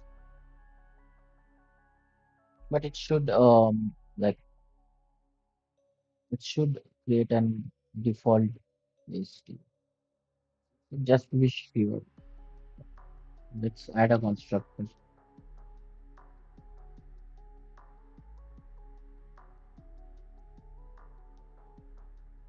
But not constructor in that typical sense, but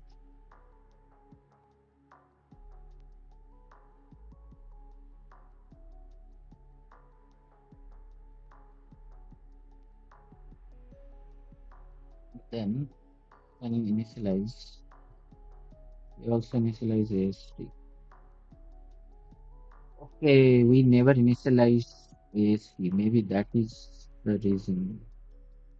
I'll just check if that's the reason. No, that's the reason. We have this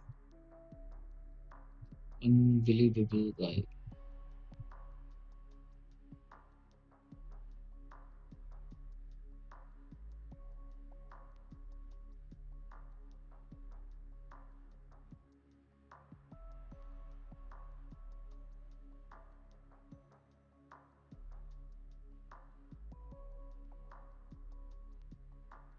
Uh,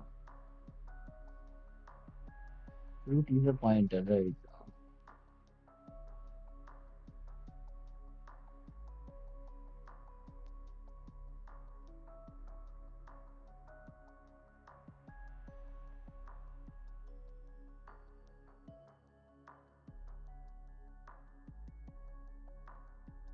There's some silly mistake here which I can't really see. So this is the pointer, right?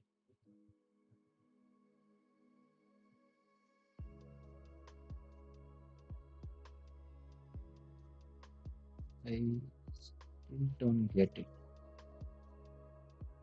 Let's just do one thing. For now, however, we don't parse anything at all, and we just like don't parse anything at all, and we just set the root of the ST to ST. Does it even in that scenario? It makes some weird thing. It does not. It does not.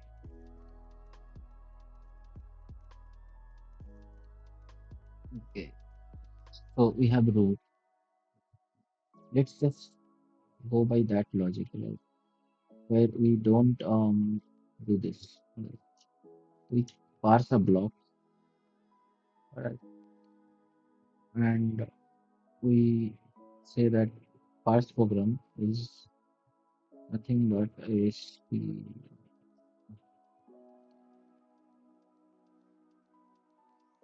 block or program is parse program, right? And once we're done parsing the program, we say, oh,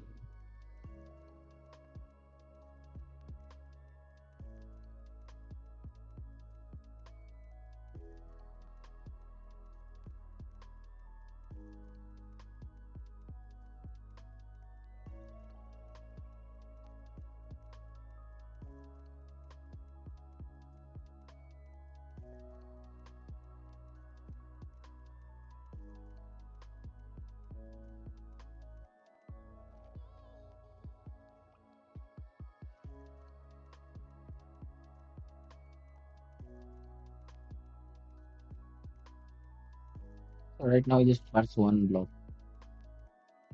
right?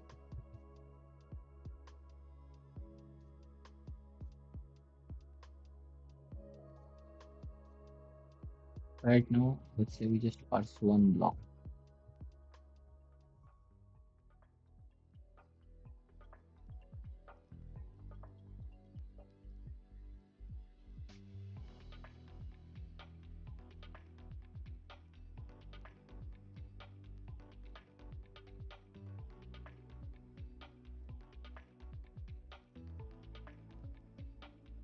and I return the block, right? In block also, a node is a block. We are definitely creating a node, block node, and then we're passing the statements in this. We just do that.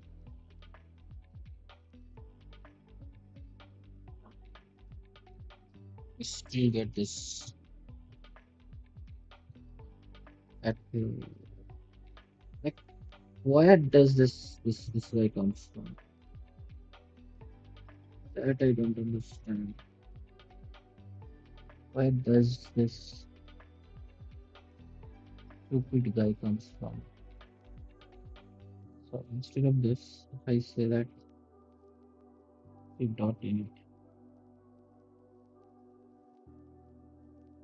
and then I create a node, right?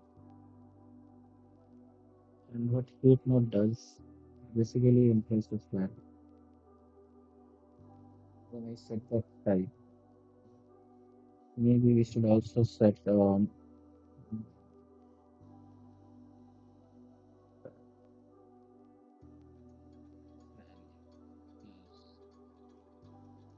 yes, right, at least for now.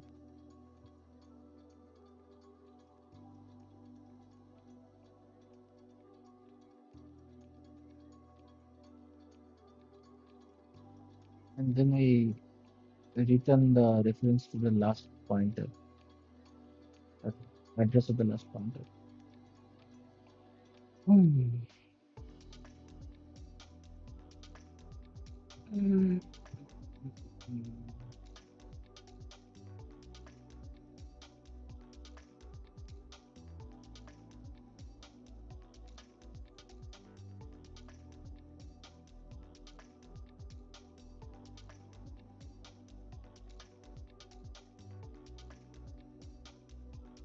If I don't print the root, right, only the root is getting wrong, but otherwise these are valid data. Why is the root so sad? And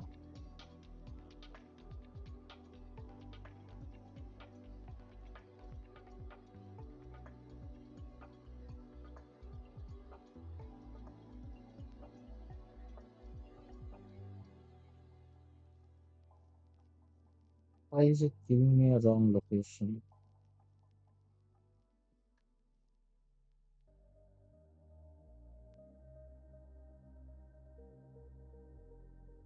Do, do we initialize AST anywhere else? That we need to check. These are the scenarios where it makes sense to have like a debugger. And if we just like uncomment this thing, we are having some very silly mistake. What is that silly mistake? Right. So we have one, we have two, we have three, which are basically empty. We have four. Then we have two zeros, and then a seven. And every one of them are empty.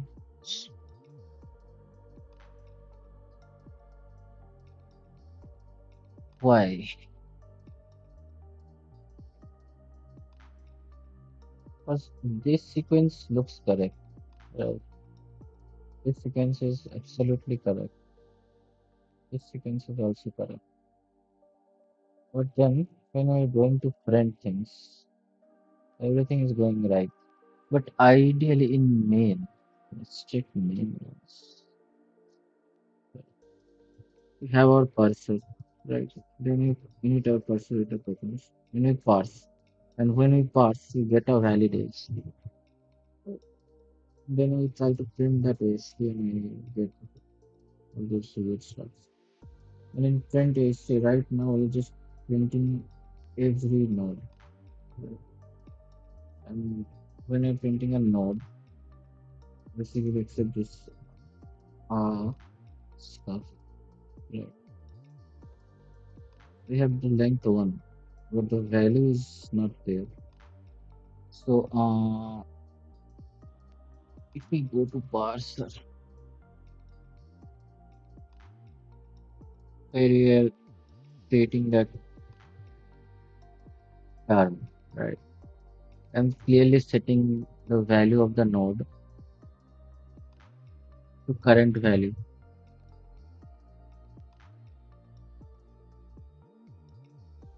So why does it still don't want to show that value? Because that value is obviously 2, right? It's right here. Hmm.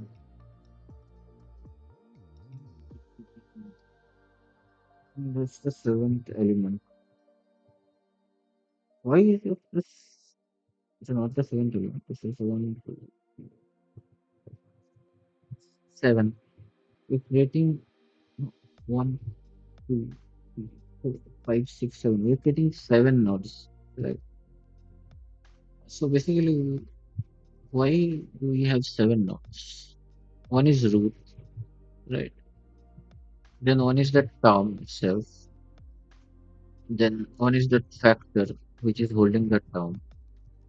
One is basically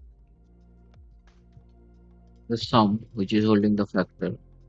And there is the expression, statement, block, and root. But not printing. So just to check, right? I want to set uh,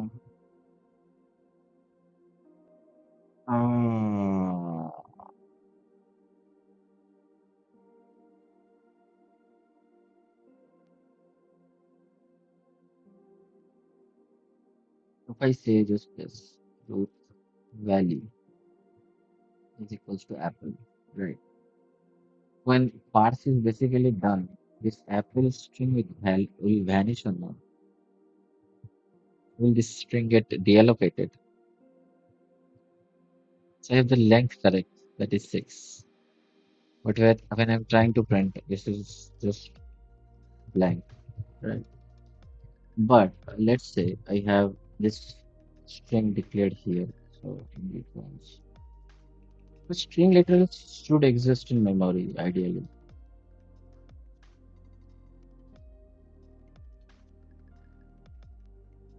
If I have this thing, right? And then in the root, I say that, okay, you are now Apple.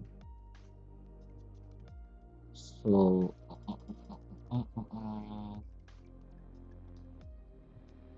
I'm doing something very silly. I don't know why.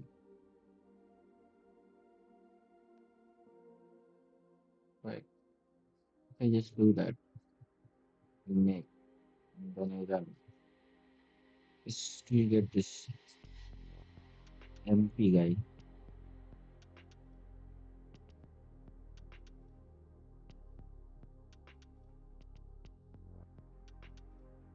Which file length is correct. It has 5 letters APPLE. But it's like this is how you print. Value is a string view.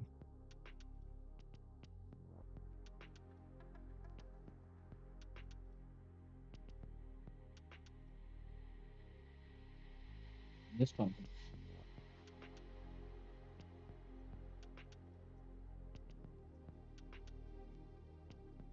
Root is always an invalid node or what? Root's type is what? So it's an AST root, right?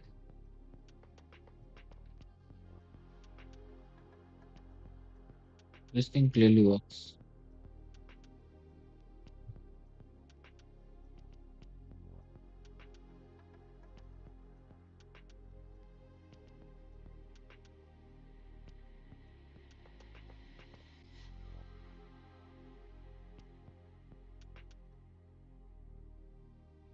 So, um, so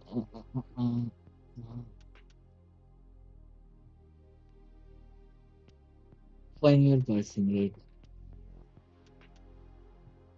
We have a program, and then we are pushing that program. Which will run. And root is of type AST root. This is the first node that we're creating, right? So I just want to check if AST dot root is not equals to a root should have some kind of type, right? If it's not equals to AST root,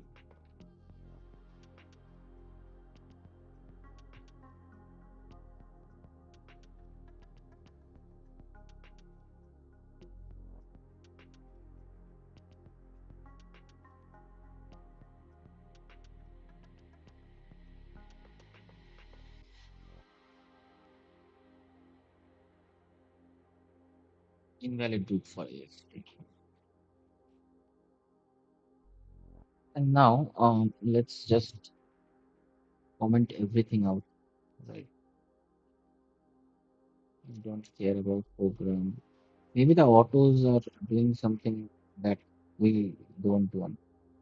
But let's say it's just simple. When you call parse, it initializes, it creates a root, it sets its value to Apple,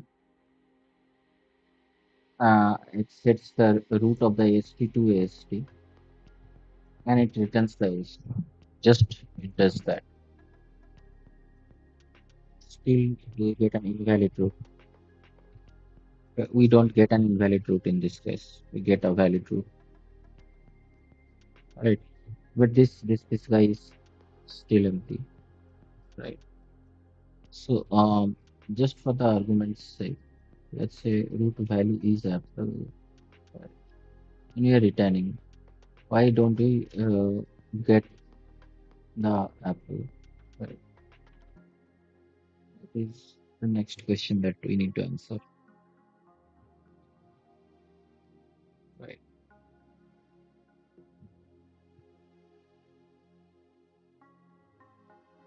So let's go one point at a time.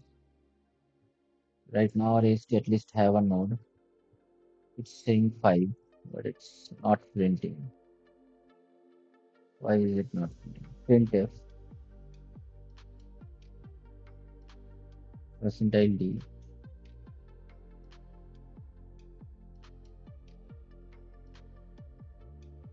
Then I print the node 5.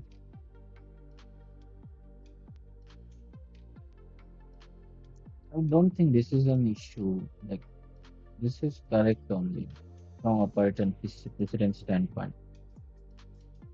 Right. Or it not. Blank. I don't really want to use strings. I want to use strings.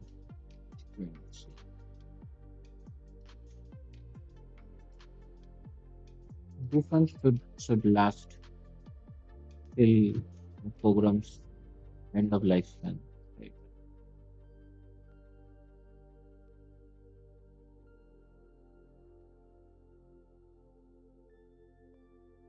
Right. And if we print root here, for example,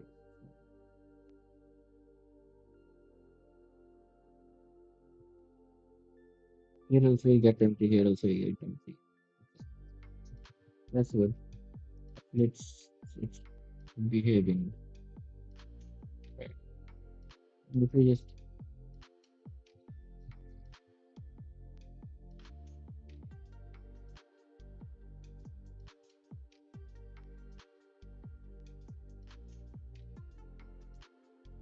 what is a behavior that is not making any sense? So here you get upload. Right. So why are you? Mm,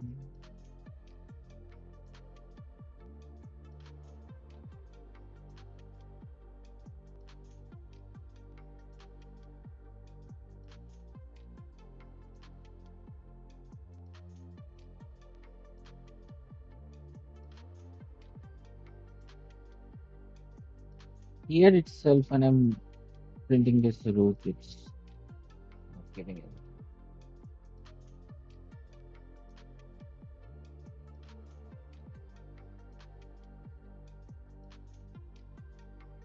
Mm, okay, my brain is not working. Why is this happening?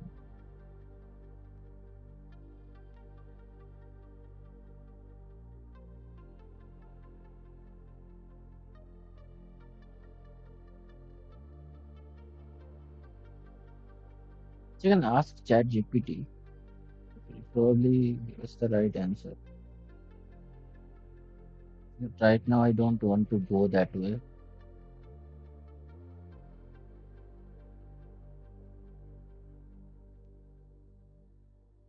So the size is correct, right?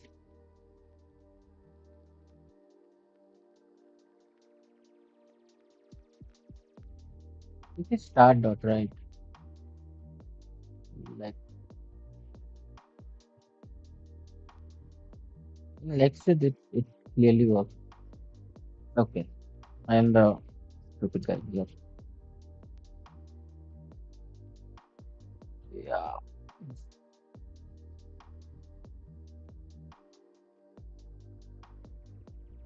With that, now we should get yeah. So and it like as I said, like all the constant values that we use, they are present in the binary itself, right? So ideally, if we assign a string also, it does not really matter. I told you that I had some very silly mistake. So now we are somewhat back in the track. We are still not completely back in the track, but we're getting there. Right. So now let's go one by one and let's do some kind of introspection as to why it's not working. Yeah. So first of all, let's start from here. Mm, from here. So this value is no longer apple, but we call this value root. Right. By the nature of C program, this root should be printed. Right. Yeah. Now that we have this root done, right. So when you're parsing a program, basically at now, at present, you're parsing a block. Right. Mm, so let's bring back the children for now, and let's get rid of this thing. So to C belongs to node children, print C comma indent plus one, right? And indent is basically nothing but printf for zero I is less than I plus plus printf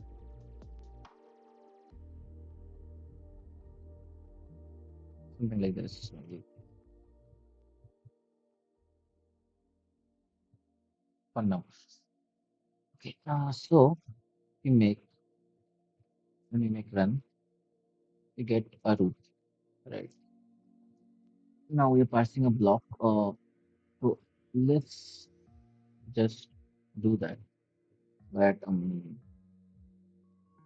our program we get and we put our program right here. Now we don't care about doing any of this, right? Just mm, we just want to see the flow as to where it's going wrong. Okay, let's see. Today get that accuracy to run once. No, it will cause a major problem, but yeah. So when you're creating a block, right, we're creating this node, block node, and we are returning this block node, right? And this block node is basically here. So let's just do AST node pointer from now. We can always change that. Now we have a pointer and block pointer, and we are returning that block pointer. And this is also an AST. Sometimes auto just kicks you in the back. Uh, mm, and we have like the statement also. So yeah, for now, let's not think about it. We just say node value is equals to block, and then we return the node. So the below code is never executed. This code is never executed. We just do that. Do we get a block? That is the question. Right. So we have to okay. We no longer need to print this thing.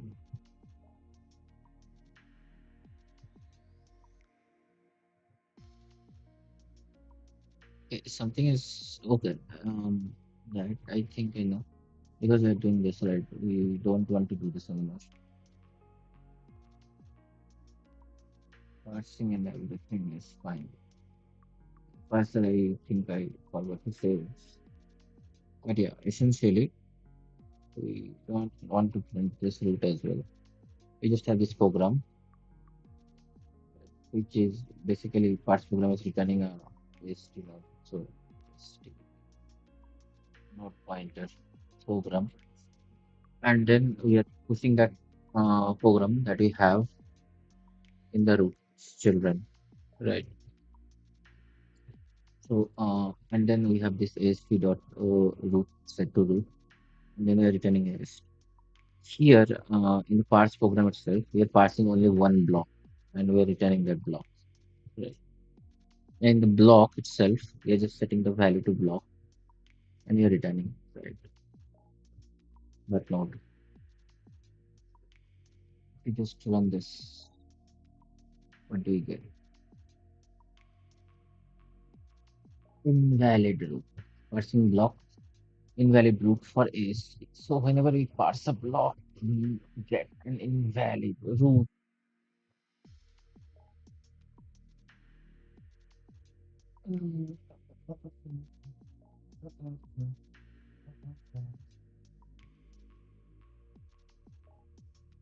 Let's just do this thing. Let's just question empty. No, block is just invalid root for AST. So here also you got invalid root for AST.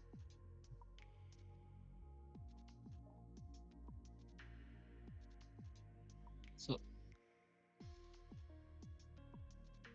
if I don't do this, right, then I get a valid root.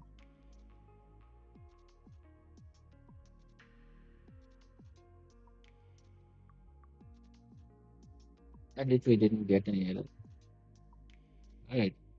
But yeah, you also need to print the root actually.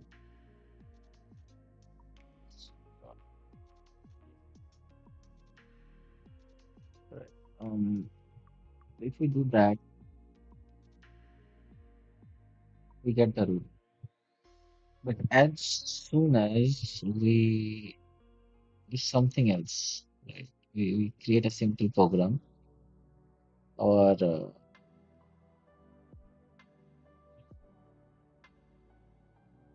things get very ugly.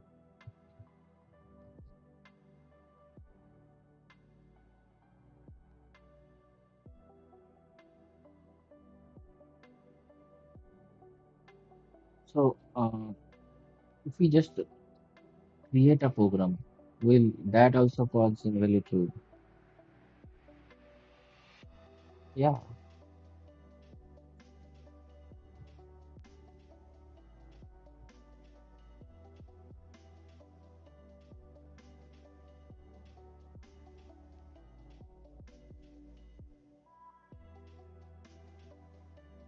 And in fact, we are only like parsing a block.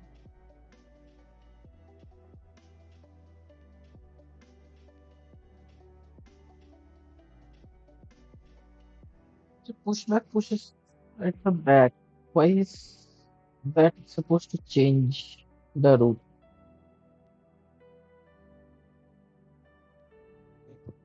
Hmm.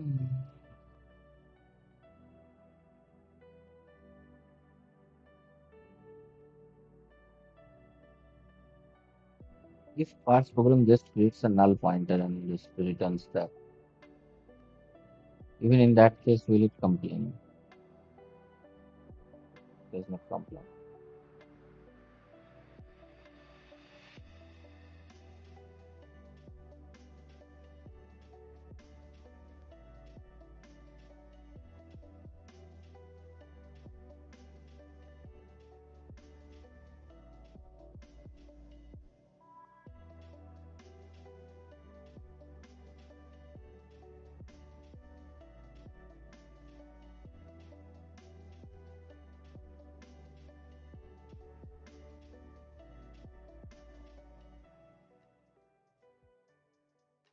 This should ideally work. I don't want a fragmented memory. I want everything to be at one place. These nodes.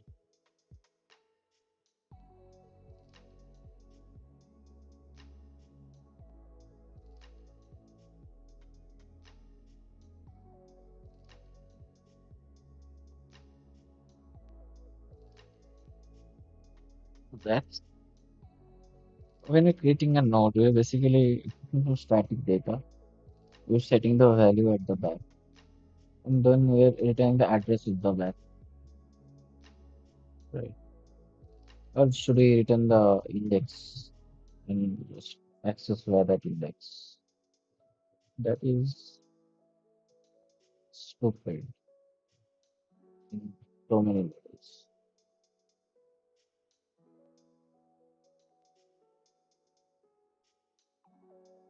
So when we created a block, right? When we set the value to block and we return, our program got this.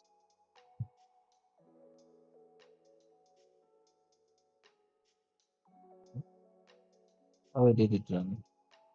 Okay, basically because we are returning a null pointer.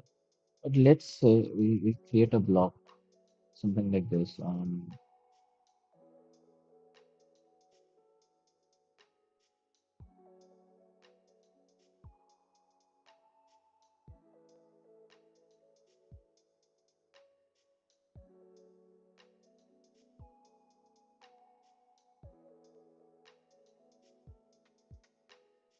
and we return that block, doing nothing else. Even in that scenario, does it crash? Valid root for AST. So how is that root getting changed? There is no way here for the root to get changed, right?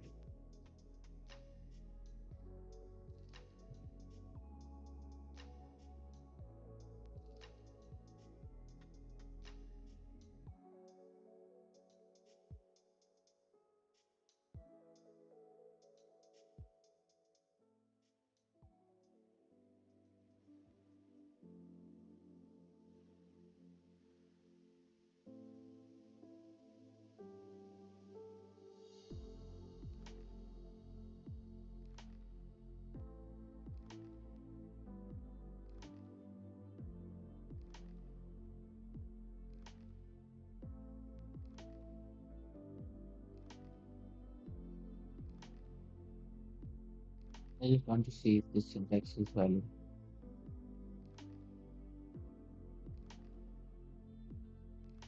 Okay, this syntax is valid.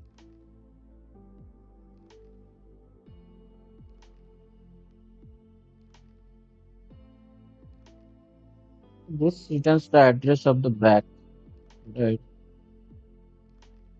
So whatever the last element is basically, should he not return the address of the back and should he just return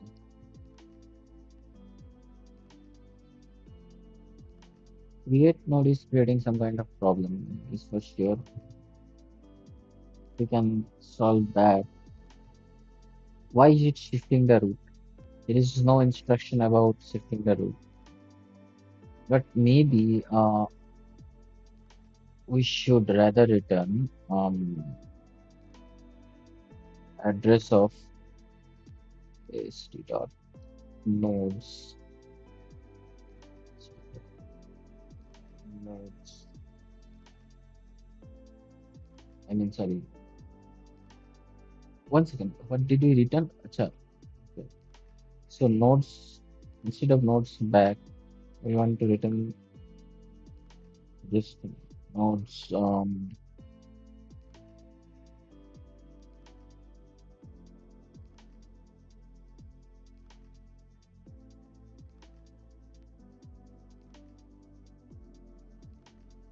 Does this make you happy? Does this make you happy? No. Still better in reality.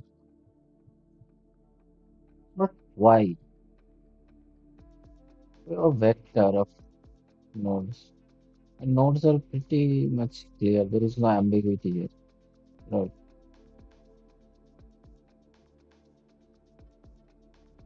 Then what is happening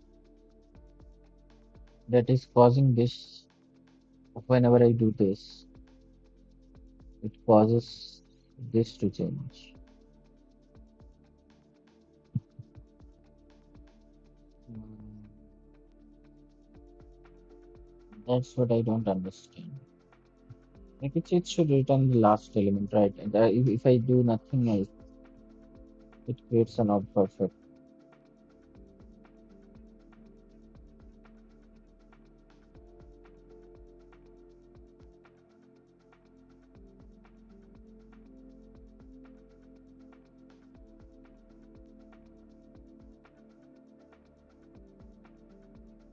Great. I think I know, but just to be sure, root dot. If we just say that uh, this, right, notes dot reserved, if we have like reserved memory, right, and we don't deallocate, we get room. Check that. Yeah, so I got the issue. It's because the vector is reallocating the memory, right? Whenever it's because the vector is reallocating the memory, that old pointer is getting vanished. So rather than that, whenever the reallocation happens, right, the whole memory sequence itself changes, and we can't then do this, right? So by no way we should allow a reallocation. By no way a reallocation should be allowed. If we just solve that, then we are good to go. And I know exactly how we can kind of like get rid of reallocation. Right. In this case, we can't use a vector, right? Because the vector is reallocating. At least we can't use a vector that is reallocating, essentially.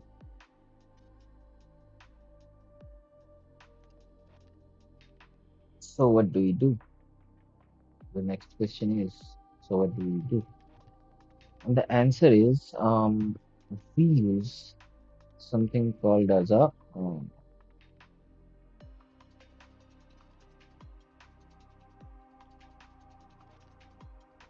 now that I have the idea, I can get it fixed.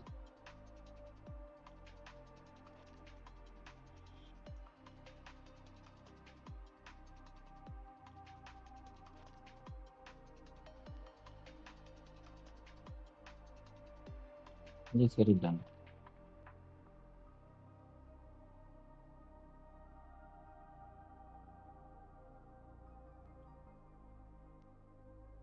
Hmm. What do you call it?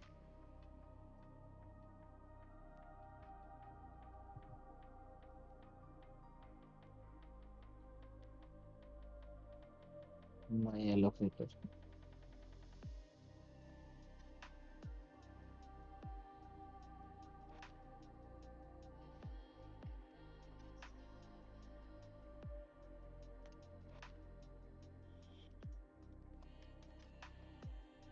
We'll think of it some name later.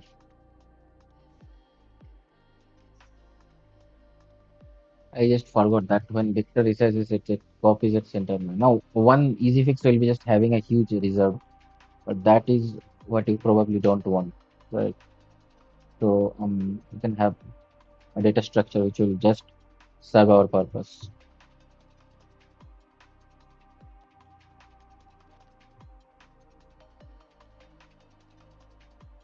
You can call it my allocator,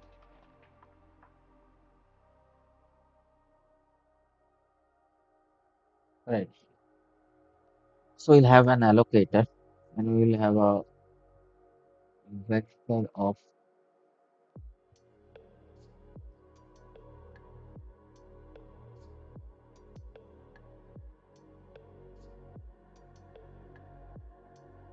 don't know if we should use vector.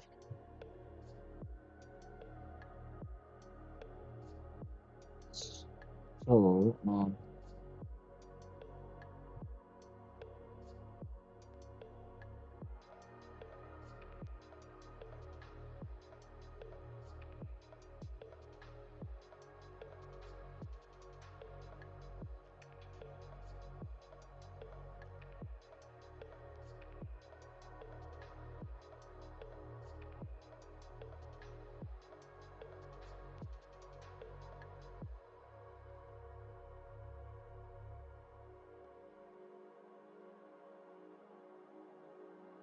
or we can simply use a list. I think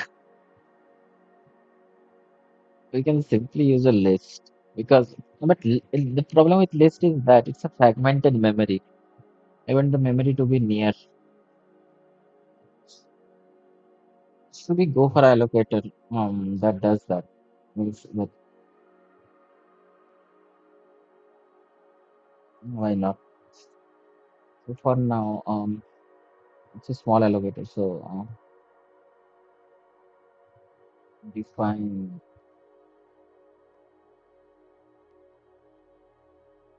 for page. So we'll have a list of pages, and from there, okay, let's not do anything of that sort right now. We need an allocator. We can use an allocator. But for the current purpose, right? I don't want to waste much time. It will take some time to write an allocator. Like the kind I want. But if you just use list,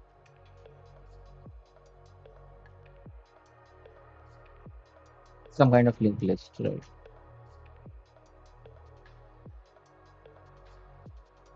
So in case of list, we don't do any of that. But we can't do random access. Other we can do is we can return the back of the nodes. If we just do that, if we just use a list here,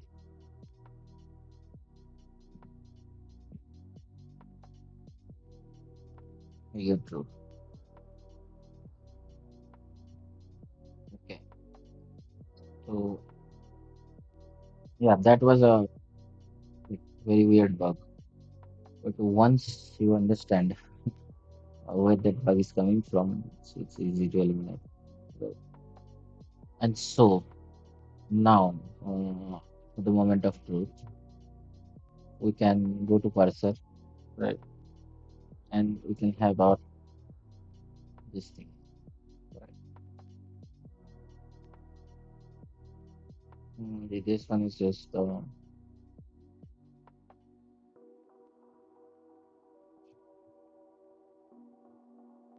parse block. Right? So parse a block, and we keep things pretty much same, same. Right? Mm, and yeah, we don't return anything here. We let it do its stuff and fail. So with just that one change, now we have root. Inside root we have a block. Inside block we have something that we don't want. Right? So we have a statement. So we call this a statement. Okay. So we can have a continuous memory list later, which will have like chunks of vectors, and then from those vectors you can pick, right? So we're never allocating stuff that you can do, but not right now. So we have this statement rule, right? So basically statement dot value. This isn't here, right? So it's just an statement,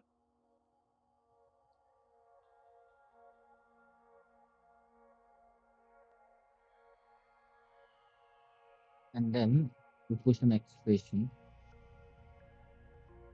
We eat this, and we return. Right. Now if we run this, oh, okay.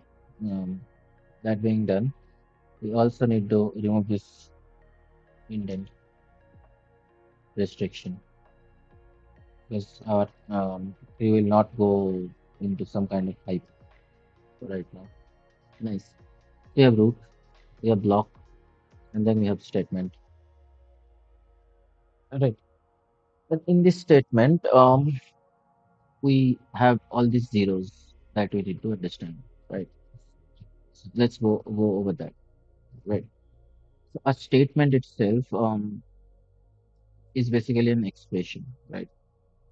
Statement itself. We're basically parsing an expression, and then we're saying that okay, the expression is inside that statement, right? So the fourth block is actually an expression, right? So what for expressions, right? Uh, so we could create an expression statement because like we can but doesn't need to be like for example you can say that expression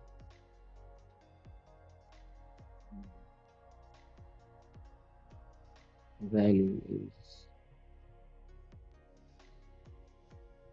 okay, let's use this good enough that this is a special kind of thing because this string will most likely not appear. I'll not say never appear, most likely. Then we have block and then we have root, right?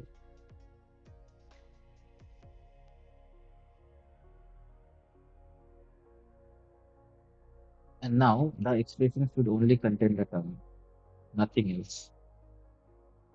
If it's getting some extra, these two, these two should not be there.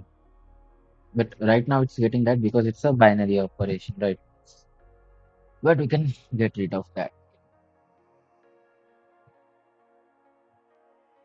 And how?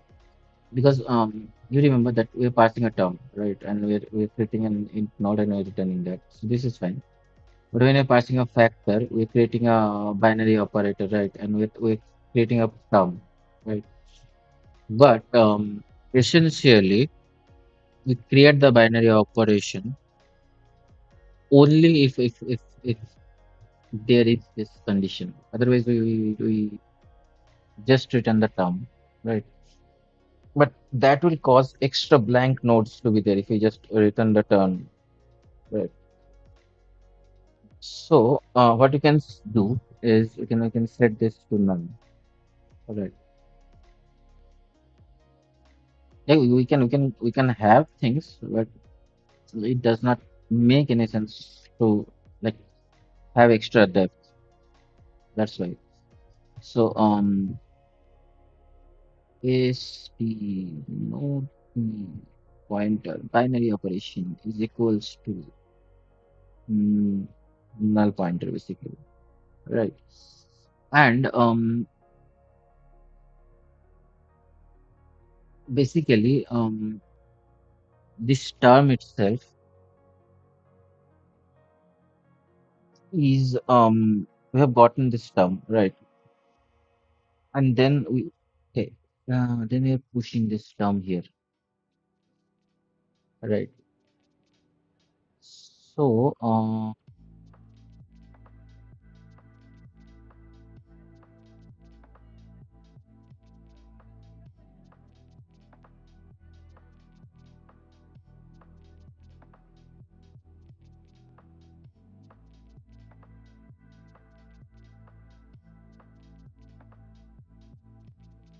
we don't need to actually do anything.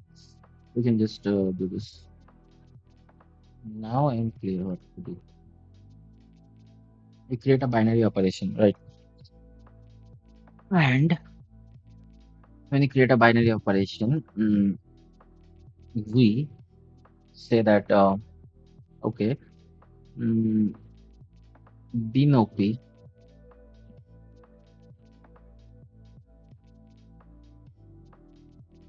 is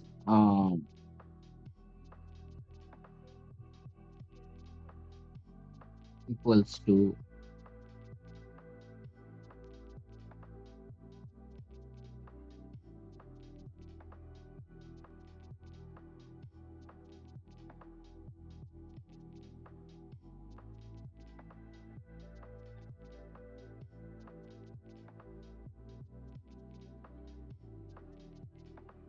the new node. And if there is BNOP, then we return BNOP, else we return term. Right.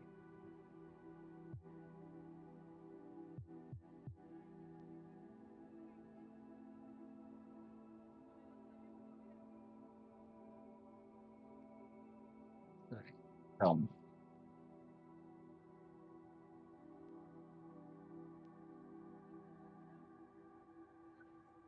And there might be a scenario where already a binary operation exists. Right. So in that case, we need to put whatever the binary operation was, we need to basically we need to create an operator symbol and we need to do that.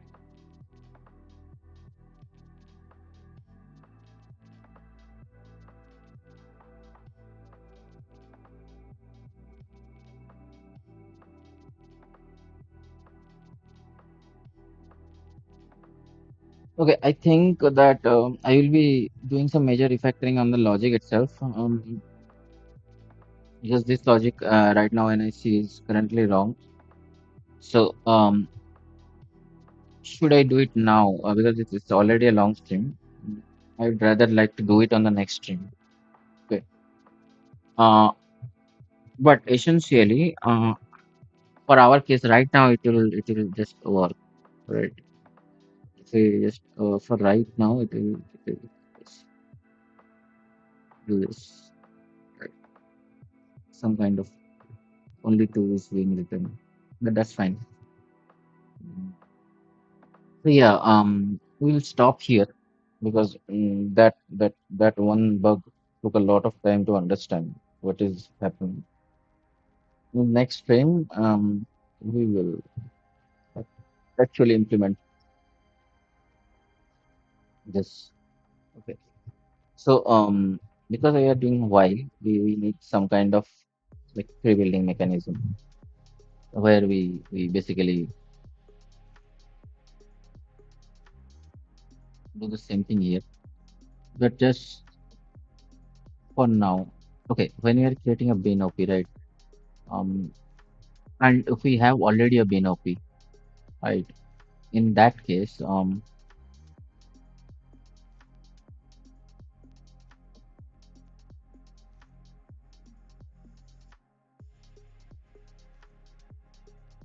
new operation is this, right? And in the new operation,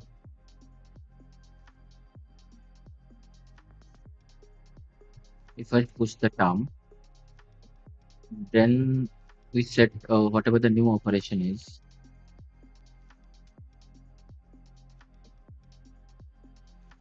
we set its type, we set its symbol,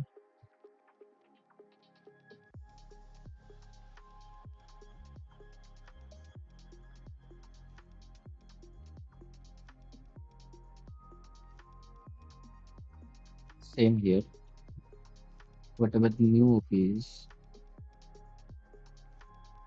set its type, set its symbol, we then I put the new OP here,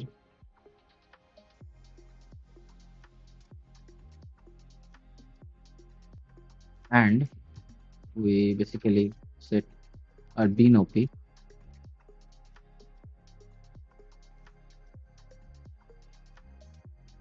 to a new OP. How about that? Right. So yeah, here we do one thing. If bin OP,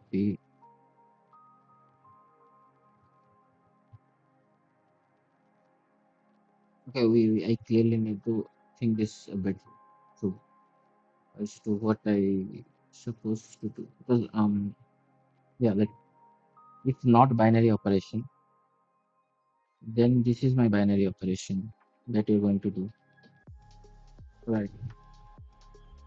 Else, right, it's not. binary operation.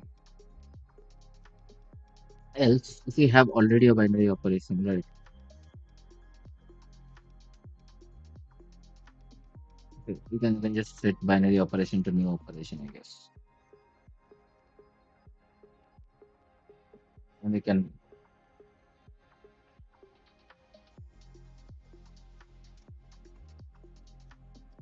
Why are you eating here? We parse the term, so it's already eaten, right? Here you eat the symbol, but the eating responsibility is on the term itself, right? So we don't eat anything here. But here we check, right? When we create the new operation, we pushing this, but this is only if already binary operation exists. If already I have a binary operation, right? Then what I would rather like to have is new OP.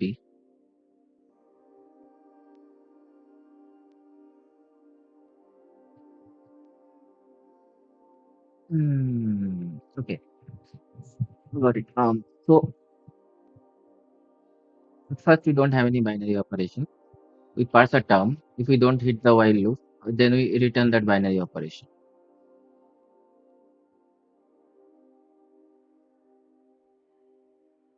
But if we have already a binary operation here, right? At first time it went and it got a binary operation, right? So here basically when you're creating a new binary operation. But that's if already there is a binary operation, right? In that case, oh, okay, so if not binary operation, we have this new thing, right? And then we construct this new operation.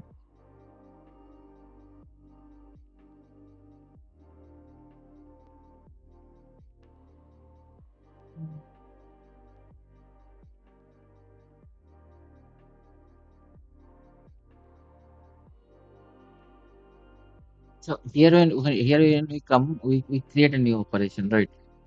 Um, and we populate the new operation.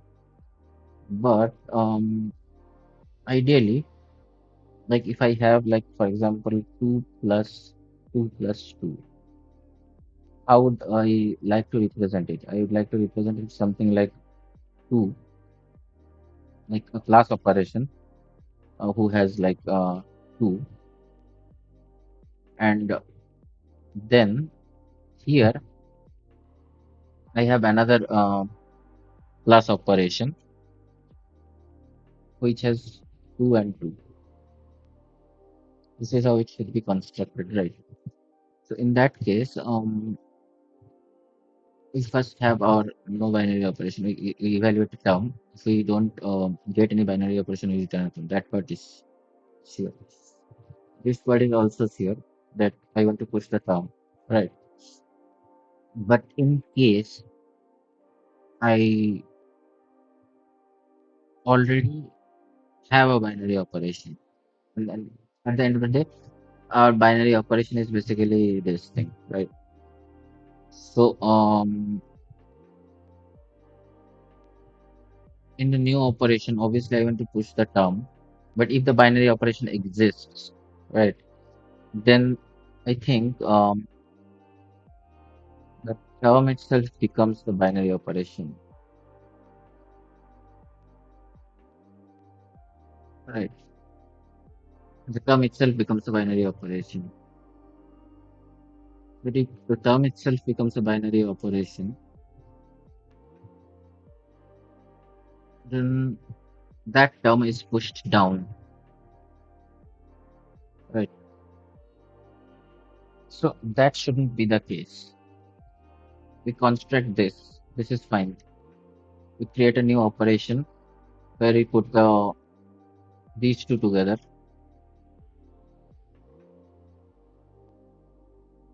this guy and this two, and then what we do essentially is here itself. we're defining that our current binary operation is a new operation. But and if that's the case, if we have a binary operation, if we don't have a if we have a binary operation already, right? So we already had a binary operation. First time it's fine. First time it saw two, it parsed two, then it saw plus, and then it created a new operation. In that new operation, it basically saw another two, right? And this should be in order. So here is two, but here it should be a binary operation. So one easy way will be to pick, but I don't want to pick right now.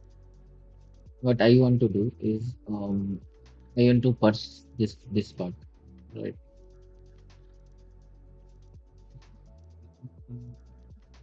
So we can do one simple way. We can push an operand and we can do that. Right.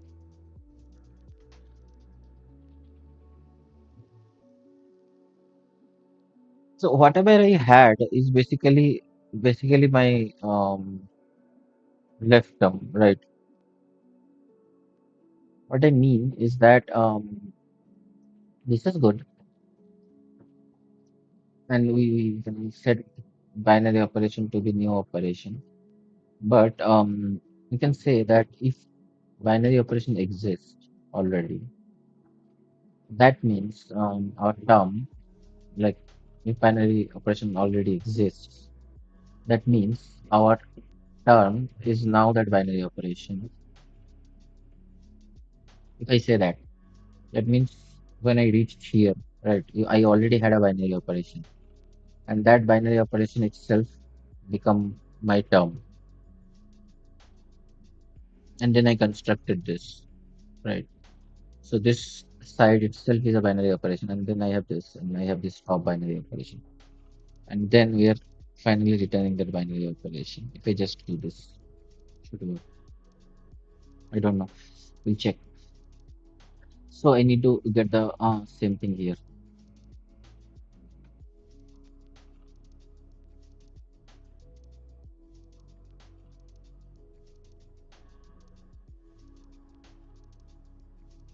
except this will be parse factor.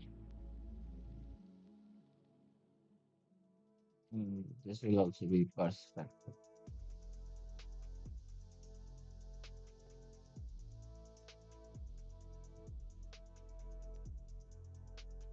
This should be plus, and this should be minus. So this is plus, this is plus, this is minus, and this is minus. Right. Let's just save this.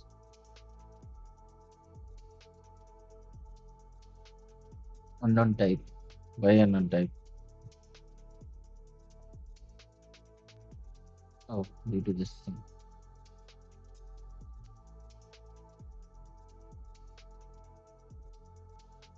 Infinite, infinite run. We get an expression that is two. Right. That's nice. Now, let's incrementally build stuff. Right. If I have, let's say, 2 plus 2,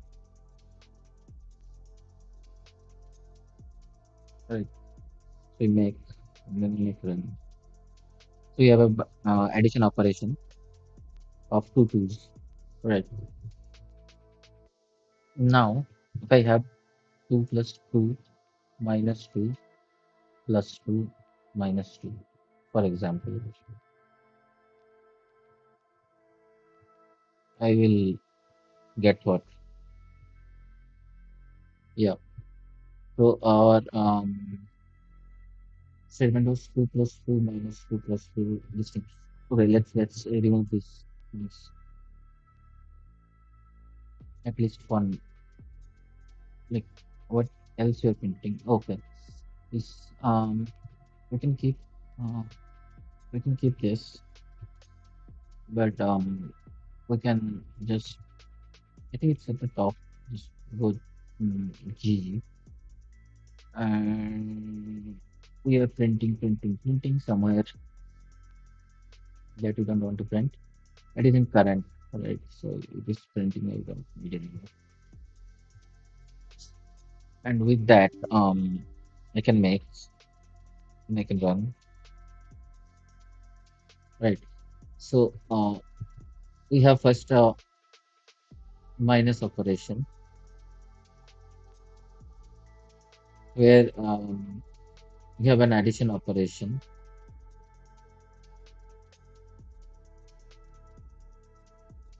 Okay, let's just do a small example. This is becoming too big for me.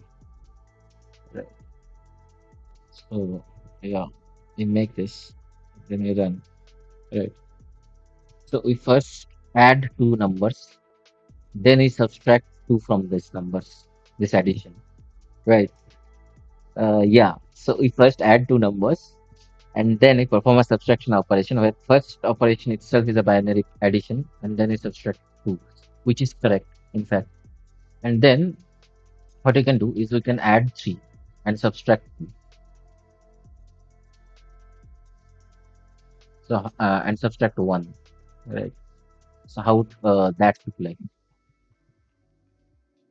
So the order of the operation must be maintained in this case, right?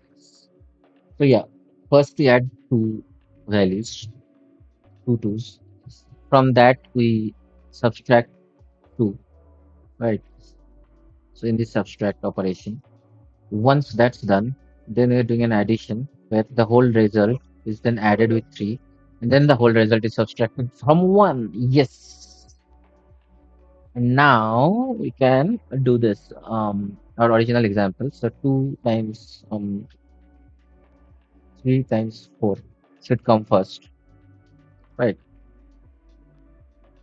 And let's add a bracket where I do add 1 plus 2, right? One second.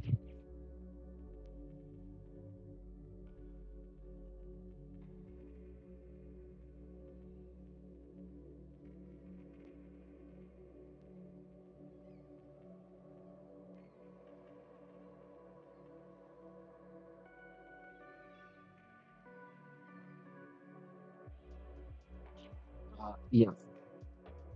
So clearly, this 1 plus 2 should happen first, right? Divided by, let's say, let's make it is 4 plus 6, right? 3 times 4 plus 6, and this divided by 2 is, let's say, this is 1 plus this thing, and minus 5, right? Whatever that value will be. So with that, if we compile this and run it, right? So yeah, this is our expression. Maybe we can now remove some of the things from here as well. Let's get the cleaning done while we have the time, right?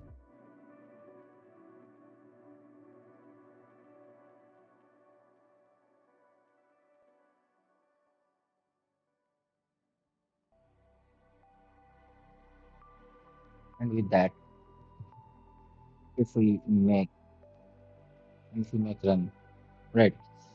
So this is our this is our expression where we need to first perform 6 plus 4 that we are doing, right? And then the 6 plus 4 itself is an expression that we'll check later. How can we get rid of that? Mm, and I exactly know how to get rid of that. Okay, so we'll not have expression at all at some point of time. So we have this 6 plus 4.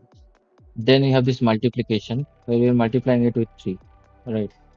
And then after this multiplication, we have this division operation, right? And in this division operation, we're dividing by 2, which is correct, right? because this part should happen first, then this part. That's how our rule is defined. Once that's done, then the addition happens with 1, right? And then we finally subtract 5. Yeah, it works. Now, what we need to do is we need to check parse expression once, because as I told you, we're never going to return an expression. We are just going to return the sum. Yep, that's the thing that we are going to do right now. So for now, we don't have such concept as expression individually. We just have the concept that this is a sum. We can always go back and add more layers, but right now, all our expression is parse sum.